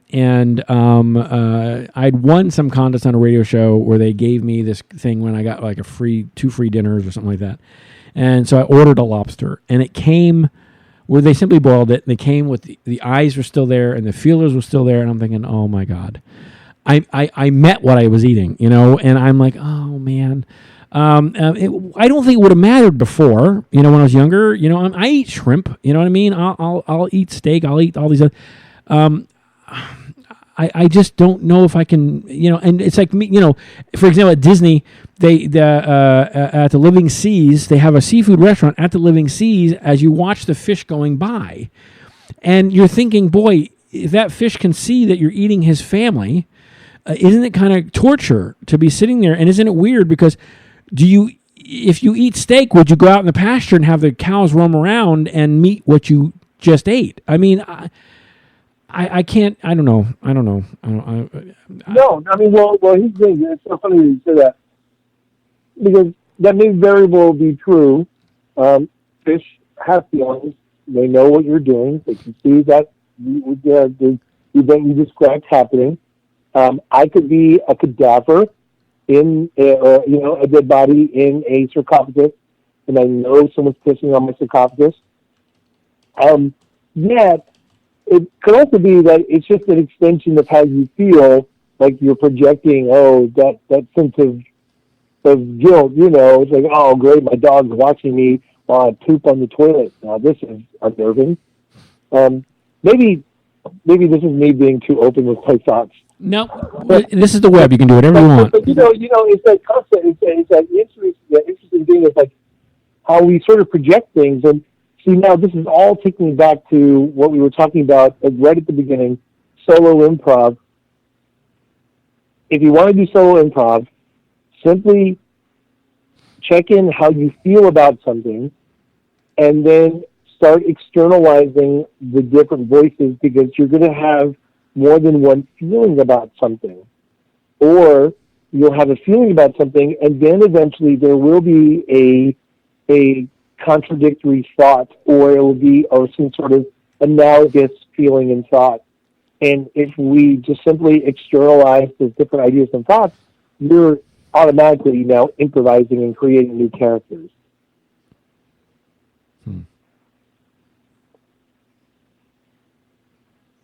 Hello? I'm here. I'm thinking. You got me thinking. Stop making me think. It's late. Not all of us are being put up in a fancy hotel and have a trailer with our character's name on it. No. No. These are all important things. The thing is, we need to do. What was that thing? I saw a thing on some news show where men go out in the woods and they beat drums to become, to like bond. We need to go out in the woods and talk about improv and bond and beat drums, because this is almost a cultish thing. I think if David Koresh had improv, he wouldn't have had to kill all those people. Too soon? Oh yeah. I mean, they had improv. I mean, imagine that we would have like David Koresh improv clubs across the country. Well, so yeah. So yeah, famous people in history that if improv had been there, Napoleon Bonaparte, if he had improv, he would still be able. He was murdered on the island of Helena. There was a book about that, the death and the murder of Napoleon, and it was theorized that even though he was in exile, because of his stature and all that, they allowed him to have his family wine. Apparently, everybody there had their own family brand of wine, and what they had done was in the wine they had tainted it with arsenic. And the way they were able to determine that this had happened was back then it was a common thing for people to give you locks of their hair. And so over the years, he had given people locks of his hair. And what they did years later, supposedly, they had carbon dated it, and they were able to go back based on the length of the hair and see how long he had been. And in the hair, they had determined that he had arsenic. Anyway, but if back then, if he had improv, if he was able to articulate what he was feeling, and through improvisation, defeat Waterloo, he may still be alive. He may have lived a longer life and not been in exile. I suppose. I mean, these are all plausible theories. Go back to the religious days. Pontius Pilate and Jesus. I mean, if there was improv, well, no. See, that's religious. The priests need their boys, so we've got to leave that alone. Okay, could you imagine that moment when, Jesus was feeding the multitudes with the bread and the fish? And it's in his mind, he's like, "Oh man, I sure hope this works." And it was a placebo. He's like, go and reach in that basket. See what how much more bread you pull out. If while they're reaching, if they don't pull any bread, I have a chance to run. I just because that's the way improvisers think. Like sometimes they'll give an offer. And then this dual thought of like, I hope this is the right idea, because I don't know where this is going, and so it's that's again you had me thinking, or at least I went that way, and now I'm thinking back, and now I'm regretting going into that tangent. See, it's no. It's like when I think of Monty Python's brand of comedy, for example, or if you think of, have you ever read Hitchhiker's Guide to the Galaxy? No, I haven't. Unfortunately, it seems like this book is a lot like a bunch of random thoughts that connect. It's like probably a bad analogy is linear thinking. Bobby went to the store, and on the way to the store, it's like a word at a time story that just keeps going and going and going and going and going. And there are times where you hit and it makes funny and all that, and there are times where it doesn't. And that's what Monty Python sketches are, except for that one parrot sketch, which is clearly just a transaction scene that I thought was funny, but as I've now been trained, I'm thinking that was just a transaction scene. Now that's interesting about transaction scenes, because transaction scenes, by their nature, can work. They really can. The problem, though, with most transaction scenes that we see within improv classes is that when players engage in a transaction, what they're lacking in the transaction scene is a reason for us to connect to it on a very emotional level, a personal experience level. Is there something that makes the scene endearing? Is there something about the scene that like resonates on a truthful level? Does it make a really strong statement in the way that people communicate or talk to each other. You know, if you and I are doing a transaction scene, Right. and I say, okay, your groceries are your 5 items of groceries totaling $458.36. Your reaction would be, Wow, that's expensive. and then if I, as the cashier, just, you know, just don't react to that, then now, one of two things have to happen. Either you have to make a bigger deal of that offer, or we just continue playing until something unusual happens, because my reaction of that not being unusual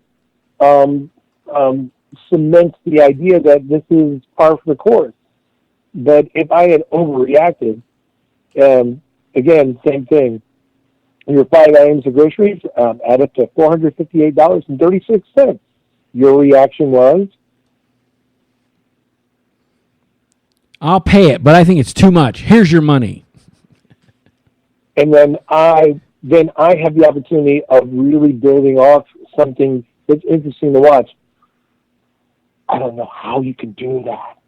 I mean, this is gross. I feel gross just taking this money from you. Now suddenly there's a difference there, because there's these 2 characters that are connecting on a level. They don't know each other, but they're not connecting on a level where it's surface and peripheral. They're now connecting into a moment where they both have something in common. And if we don't find that one thing in common, the audience can't find it either. And then, therefore, the transaction scene no longer becomes interesting. Because now it's like, you know, there are some coupons, some in-store coupons I could definitely cut out for you. And I ring the coupons for you, and it's like, okay, let's save you $50. So now it's $408.36. That's the best I can do. I'm sorry. You know, now it's like, okay, now this cashier is fighting for this person. They're really trying their best to get around, to find workarounds off of this horrible grocery store that charges you, you know, $56 for an O. Henry bar. You know, so, but the characters have to find something in common. Otherwise, the audience can't care.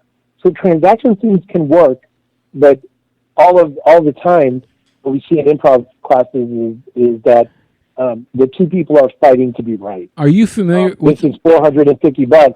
I'm not paying that. Yes, you are. No, I'm not. Yes, you are. And now suddenly it's the fight.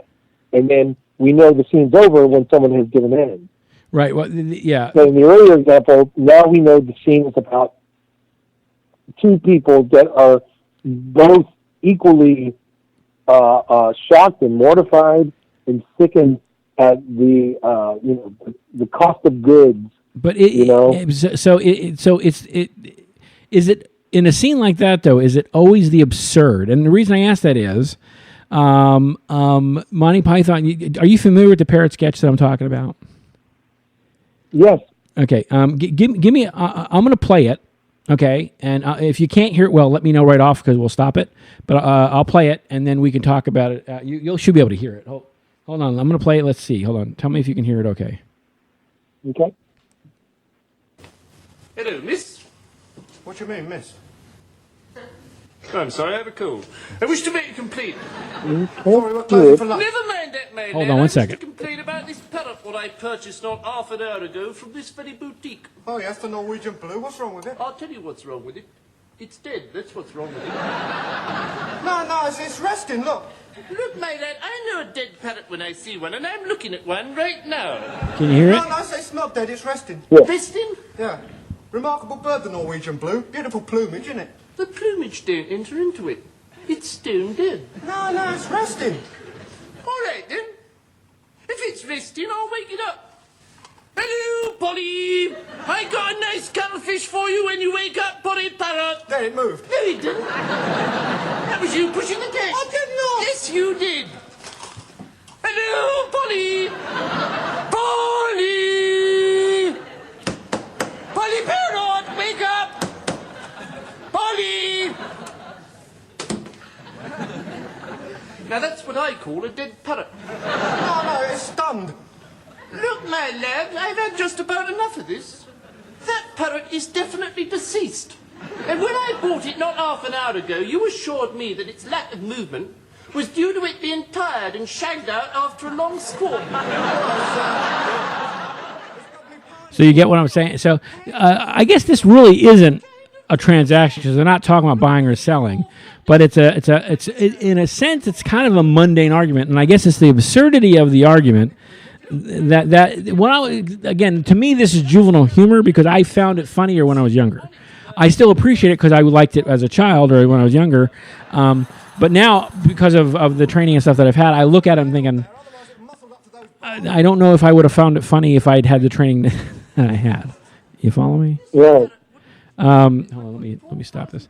But that's what but this is the absurd. You know what I mean? It's guy buys a bird. He's told it's sleeping. It's tired. He walks out. It doesn't alive. He brings it back. This is a dead bird. It's clearly not moving. And the clerk has taken on the stance that no, this is a fine bird. It's all fine. It's good. Taps the thing, making it move. And I think.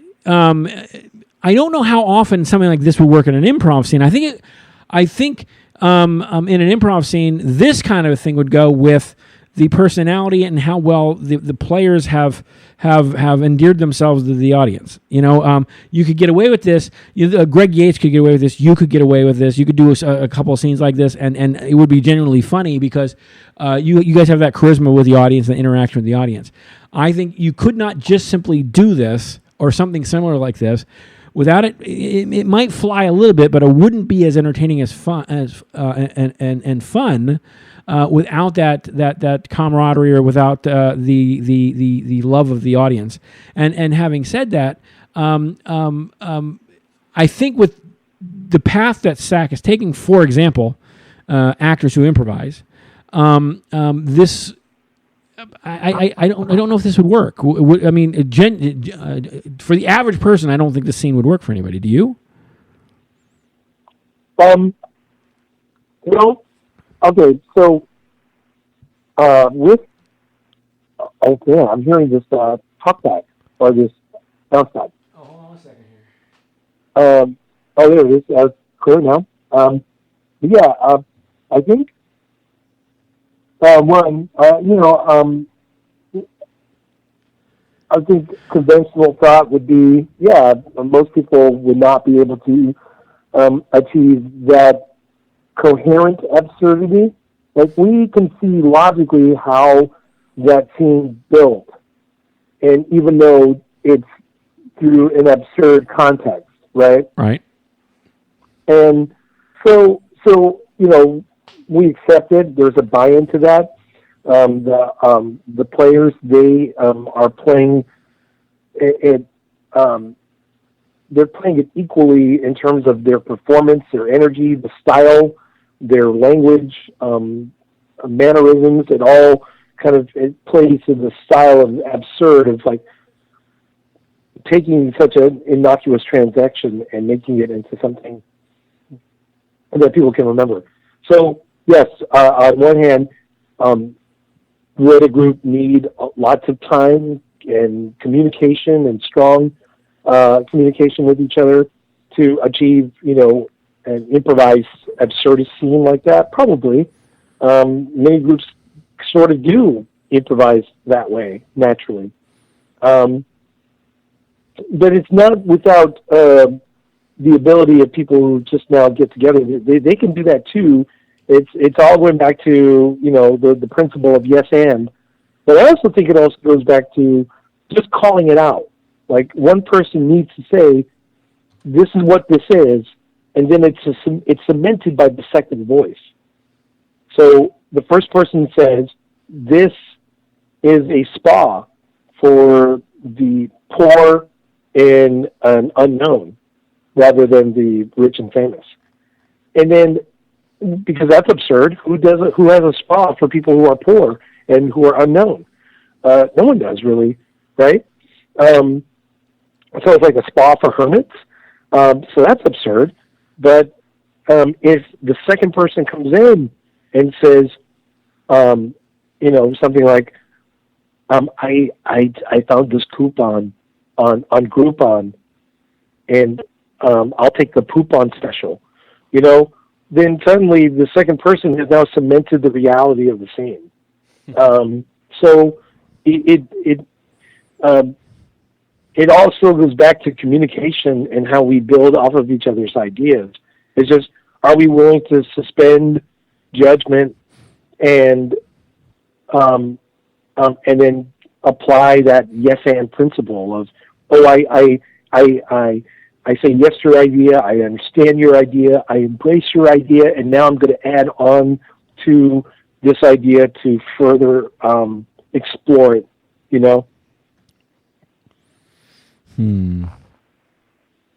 So yeah, I mean, that would be my answer, is that anything is possible, but how may we, as improvisers, get further and further along in terms of suspending our judgment and embracing ambiguity, embracing the unknown?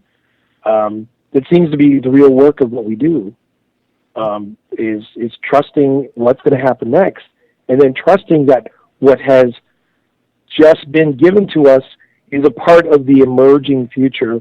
And, right. That's why we always talk about keeping present.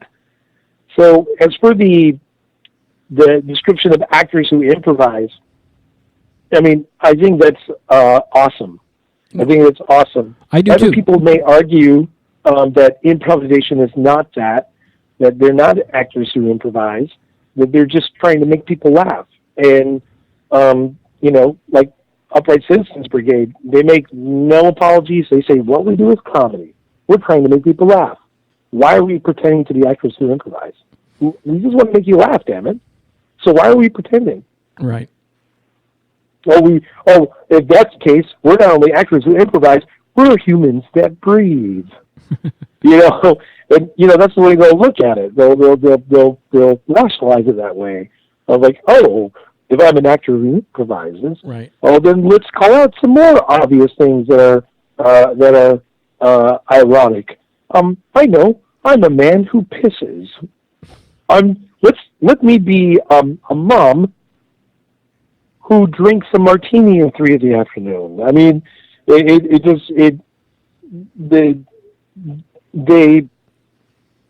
people either buy into how you look at things or they don't. And if you have a group of people that buy into the same belief system, now you have people who are more likely to work better together. So I prefer actors who improvise. I believe in that. I wasn't knocking it. But I also know that other groups don't believe in that, and you have to acknowledge that. Yeah, I wasn't knocking that. I believe that one of the things, when I took David Russell's Quantum Improv, and I believe John Hunter's also reinforced this a couple times in different workshops, is anything that you do that you bring to improv or to the stage, any skill, anything is helpful. If you're a musician, for example, Chase Padgett, who is an awesome musician, awesome singer, great improviser, he brings that to the stage and he can sing circles around a lot of people, and it's a fun thing. I guess if I could fly around the room, that would be a great skill set to bring to it. So I think I was talking to Beth Marshall this morning, and the common thing that's coming back. The common concept that everybody seems to be getting is that the triple threat in performing in theater is coming back, where that's singing, dancing, and acting, playing an instrument maybe. People for a long time, we're talking the 60s and 70s. You had Carol Burnett, you had Laugh-In, you had a lot of the variety shows where people could sing, dance, act, do skits, all sorts of things like that. And then we got to like the latest version of the Tonight Show before Jimmy Fallon, where it was a desk and a chair, and then you had acts come in and you basically talk to them. And then you have Jimmy Fallon come in, who now is bringing it back to he can sing, he can dance, he can do all those things. All those skill sets, all those things that you can do, whether adds to the bag of tricks you can bring on stage to enhance the performance, to make it real, to make it you're asking people to come along on a journey with you. You're asking them to believe that oftentimes what is not there, and if you get someone too analytical and that can't let go, then it probably won't work for them. But if people will go along for the ride, and you can do a good enough job in helping them escape that, join your illusion, I think that's when it works. So I think it's a good thing. I think the actors who improvise, the only reason I have a problem with it is I would love to be better than I am, and I accept the fact that there are so many damn talented people. Some people it comes naturally. They have the street smarts with it. You got people that have an innate talent, and you got people that are book smart that learn it and practice it along the way. And then me, I'm sure I could get better, but I just don't have the means or there's a lot of things I need to learn and take and things like that. And for whatever reason, at this point, I'm really having a hard time remembering a lot of things once I hit that stage. And it's simply, I don't think they've become habit. And I'm not in a position to be in performances where I can practice and throw those things in there until they're habit. I'm not performing enough for that to happen, and that's simply me. The opportunities aren't there right now, so I've got to work with that. But I think actors who improvise, I think all of that is very important. I think it's a great tool and a great skill set to have. I would love to be better at those things. Yeah. Oh no. And I wasn't saying knocking it or anything like that. I was just simply stating that it's so funny. You have one theater like I.O., character and relationship driven scenes, ideally. But then, you have other schools of thought on improvisation and the approach. It's much like, it's just in theater in general, you have different movements. I think a lot of the reason why we really were getting away from the triple threat performers and actors, which had been around mainly for hundreds of years, actually, that you had to be a well-rounded actor, not just performing with music and acting and physical skills, but you also had to be a writer. You had to be a horseback rider. I mean, there were so many different things you had to skillfully master to be a performer. And then with the advent of film and TV and the emerging changes of our social dynamics with equal rights and women's liberation and so on and so forth, seminal moments of film and TV that really changed, were game-changing. For example, Marlon Brando in A Streetcar Named Desire. That should be required watching for anyone who considers himself an actor who improvises. Why?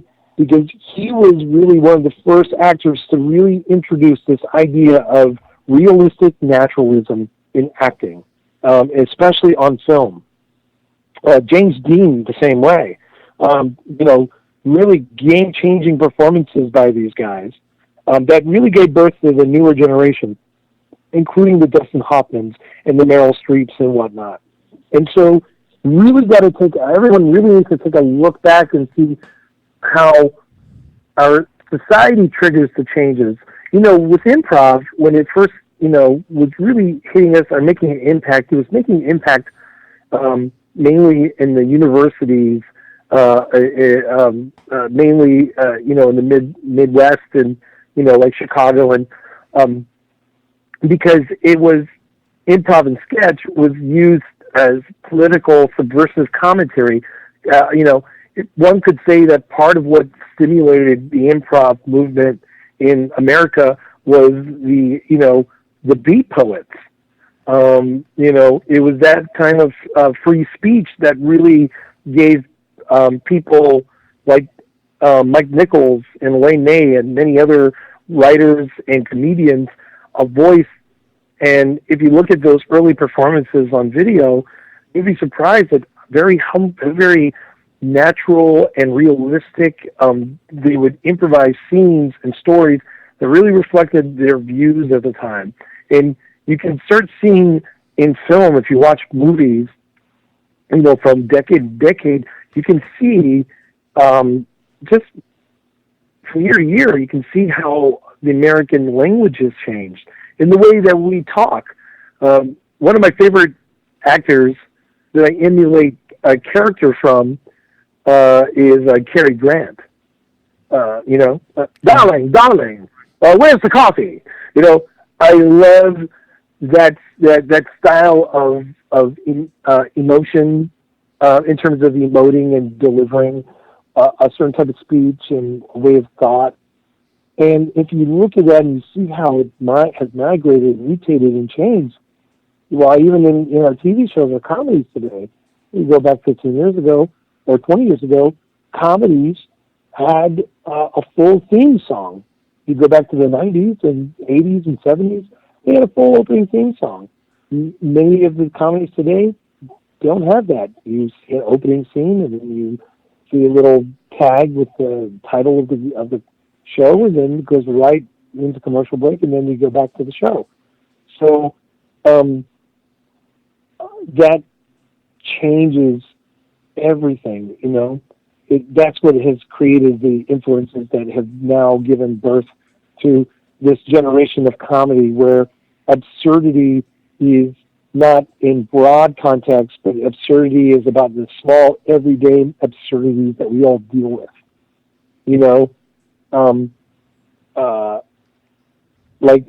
I have a box of cereal right in front of me, and it's called Superior Selections, and it's extra fruit granola. This box has more fruit than any other box of granola in the world. It's extra fruit. And the fruit inside this box is more fruity than any other fruit in any other granola box right now. This is more fruit than my colon can take.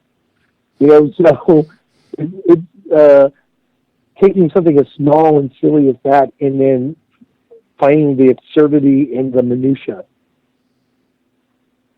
I'm sorry, that was a long diatribe. That's what I think that is, I guess, my long-winded answer in saying there are some people believe that the evolution of improv is actors who improvise. Others have different beliefs, but what we can all agree on is that improv, of what it used to be, 20 years ago, was much more fantastical and less real. But then at some point at the beginning of improv's inception, it was those people like Mike Nichols and Wayne May and others that were using improv and sketch to reflect the cultural temperament of the times. And they tried to capture that through realistic portrayal. And then it was later and later, as it got away from using improv or comedy as making satirical political statements and just making now comedy for the sake of comedy, we just see that it's a big cycle. The Smothers Brothers. Oh yeah, huge on political. They did it through a variety show. But nowadays you've got shows like with This Week Tonight with John Oliver, where it's just him behind the desk telling you and satirizing the news and stuff and talking to you directly, and you have Bill Maher and other that are satirical political comedy shows. So everything is just going through cycles. And it just now with our media the way it is, it's just appealing all sorts of mass audiences. Well, that and we have all these wonderful channels on TV, and so they're doing their best to dig up content in the sense that they're doing things like Naked and Afraid, I think, and I say this, the reason I'm getting to this is because I think the real entertainment is back in the people that can write, that can sing, that can act, that can dance, that can, and who would have thought, and I guess maybe his short stint on Saturday Night Live, Jimmy Fallon really has done so well with the Tonight Show. I would not have thought that with what I had seen on Saturday Night Live. While I liked some of the things he did, the boy never stopped laughing at himself. And while that's okay, it was kind of hard to watch every time he turned around. But he's actually turned out to be an awesome performer, and he's endeared himself and made friendships with all these wonderful actors and performers that are coming on and doing some really great stuff. And he's getting them to do some normally silly things, but they're relaxed and comfortable enough to do these things. And I think that so when you look at the watered down stuff on the Autopsy Channel or they're capturing wolves in the wild and beating them in the head with a tree, I think that you need to step up your game because first a good entertainment is hard to find, and I think the people that are well rounded are more likely to provide you with what your a real show.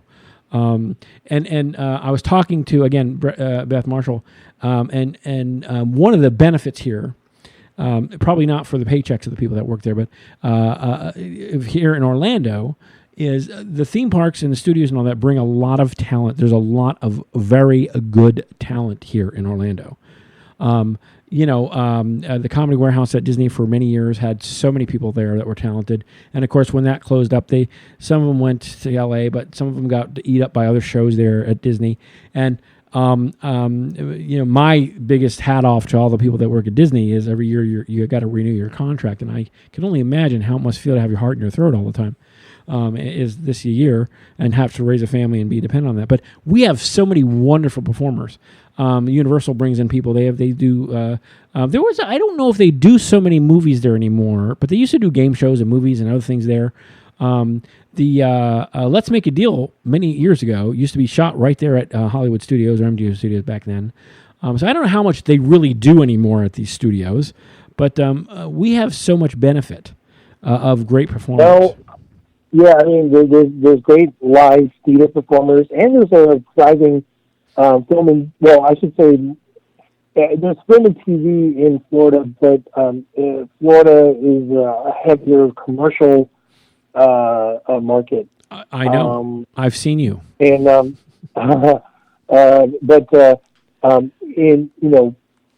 right now, what's preventing the studio, sound stages from being used primarily is the lack of boosted up tax incentives to bring production companies and larger projects to the state of Florida. And as a result, we're getting, fewer and fewer productions coming through. At one point, Florida was called the emerging Florida or Hollywood East. Well, but then it all dried up, mainly because they just couldn't afford the taxes, or the production companies didn't want to pay those taxes. Well, there's been a full turnaround. There's more and more productions escaping LA and going to New Orleans for film and Atlanta for TV. And right now, Louisiana, New Orleans, they produced more films, or at least produced more films last year than when were produced in LA. So the market has changed, and that's primarily because Louisiana was smart enough to pass really aggressive tax incentives. They're saving movies like the one I'm in millions and millions of dollars in taxes. And, really just by creating jobs. And now there's old abandoned warehouses that have been converted into sound stages, and they're all over Louisiana or New Orleans.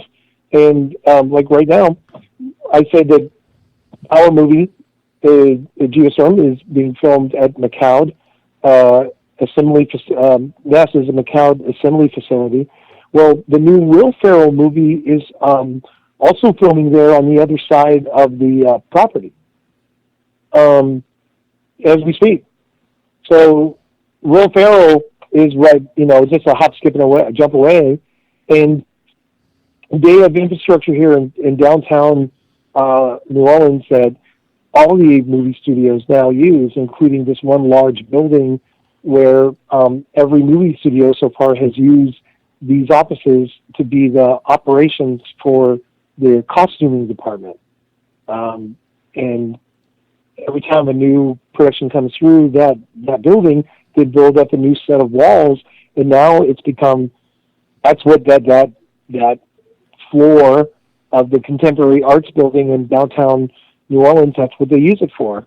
They rent out that space to the big movie studios because it already has the infrastructure for awesome costuming department.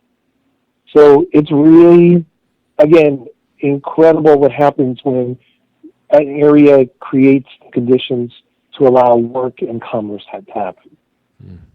And now we're not seeing that in Florida. No. And so that's what's, I think if Florida did pass really powerful and really enticing tax incentives for the production companies, you'll be seeing a lot more of the performers you and I deal with on a daily basis in Central Florida, booking gigs and doing big movies. And that would be game-changing. That would be game-changing for SAK Comedy Lab. That would be game-changing for anyone else that decided to open an improv club. Because when there's money, it's going to bring in the industry and it's going to bring in all those large production companies. And then they're going to be interested in seeing the talent pool and then the talent pool of writers and what kind of, what kind of content can we generate? Because these companies like ABC and so on, Comedy Central, HBO, Showtime, they're always looking for new content. And the centers for these, for new content have been the big cities, New York, Chicago, LA. Now there's desired content from Louisiana and Atlanta. And if we would open up the market, if the state of Florida would open up the market to these companies, given the tax incentives that they're seeking, we would be seeing all of that. Well, I don't know. I don't know what our problem is here. I don't know.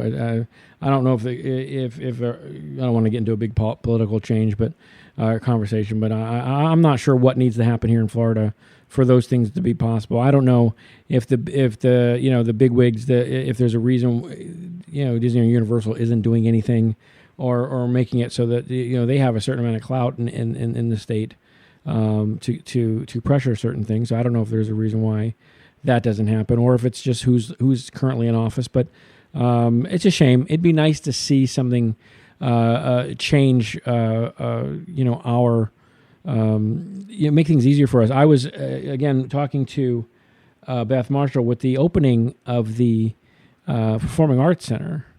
There was some concern about a lot of small companies are dependent on grant dollars and fundraising and so forth.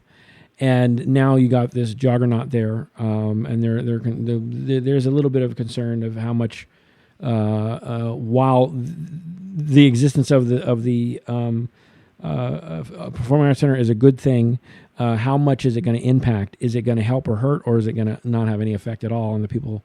I'm not sure which is worse, hurting or not having an effect at all. There should be some benefit to the little guys, but apparently, I guess time will tell. It's too soon. They just recently opened, but I don't know. I was always of the mind that we should have supported what we already had before we built something new, but I guess something new is always nice. Anyway, there's.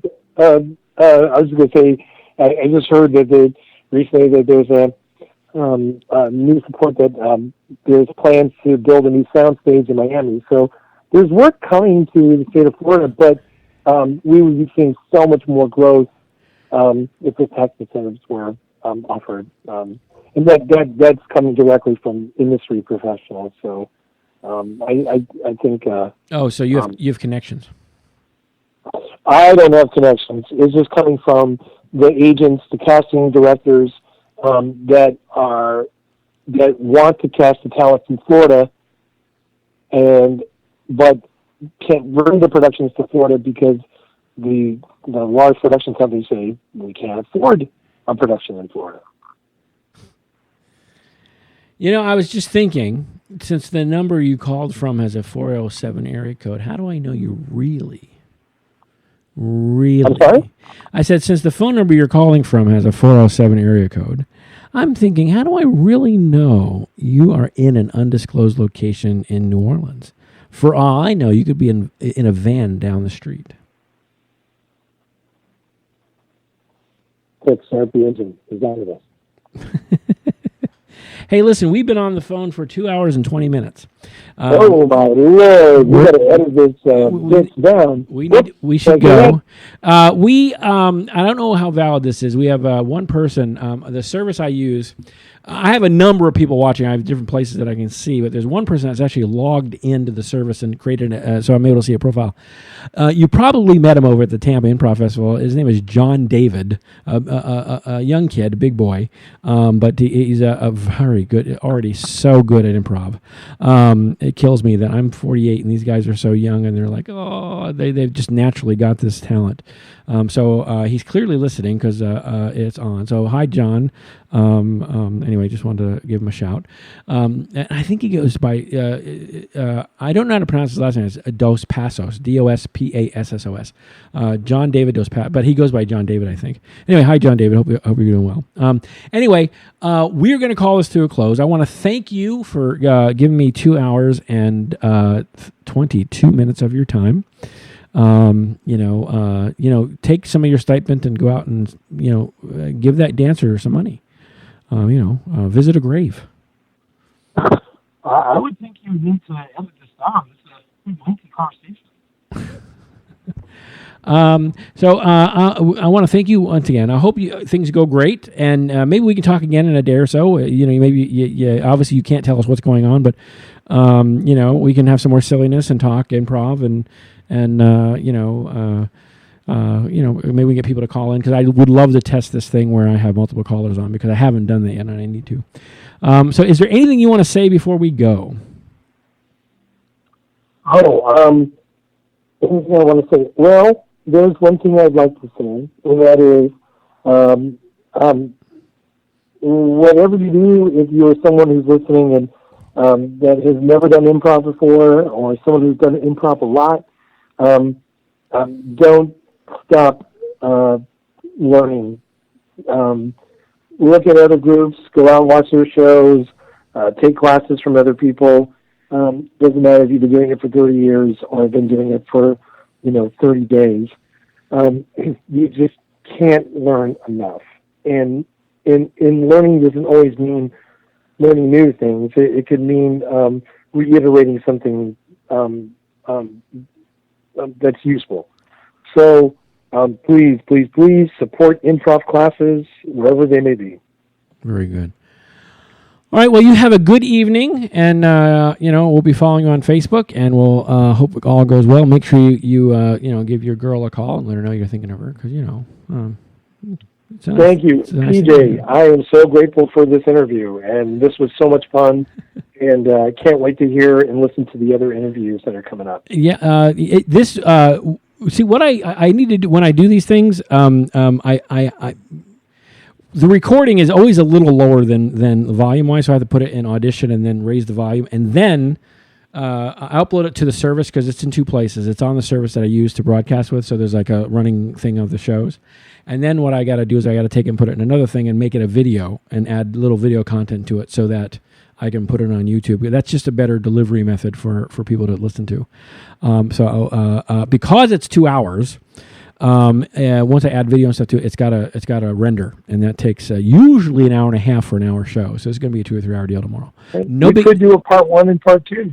No, no, we don't do parts. We do all or nothing. If we're going to eat the crawdad, brains and all, man, brains and all. Anyway, you have a great night. Be safe, and we'll talk to you in a couple of days. Thank you, and everyone listen to PJ and Friends. Oh, thank you very much. Or you suck. That's right, you suck. You have a good night. Bye-bye. All right, this has been PJ and Friends. We want to thank Richard Paul for the impromptu talking here. We went everywhere. We talked about the dead. We talked about the living. We talked about culture. We talked about sex in Japan. We've talked about so much. You guys have a great night. And be sure to follow us on Facebook. Go to pjandfriends.com and click on the Facebook and like us there and follow us, please. All right, you have a great night, guys.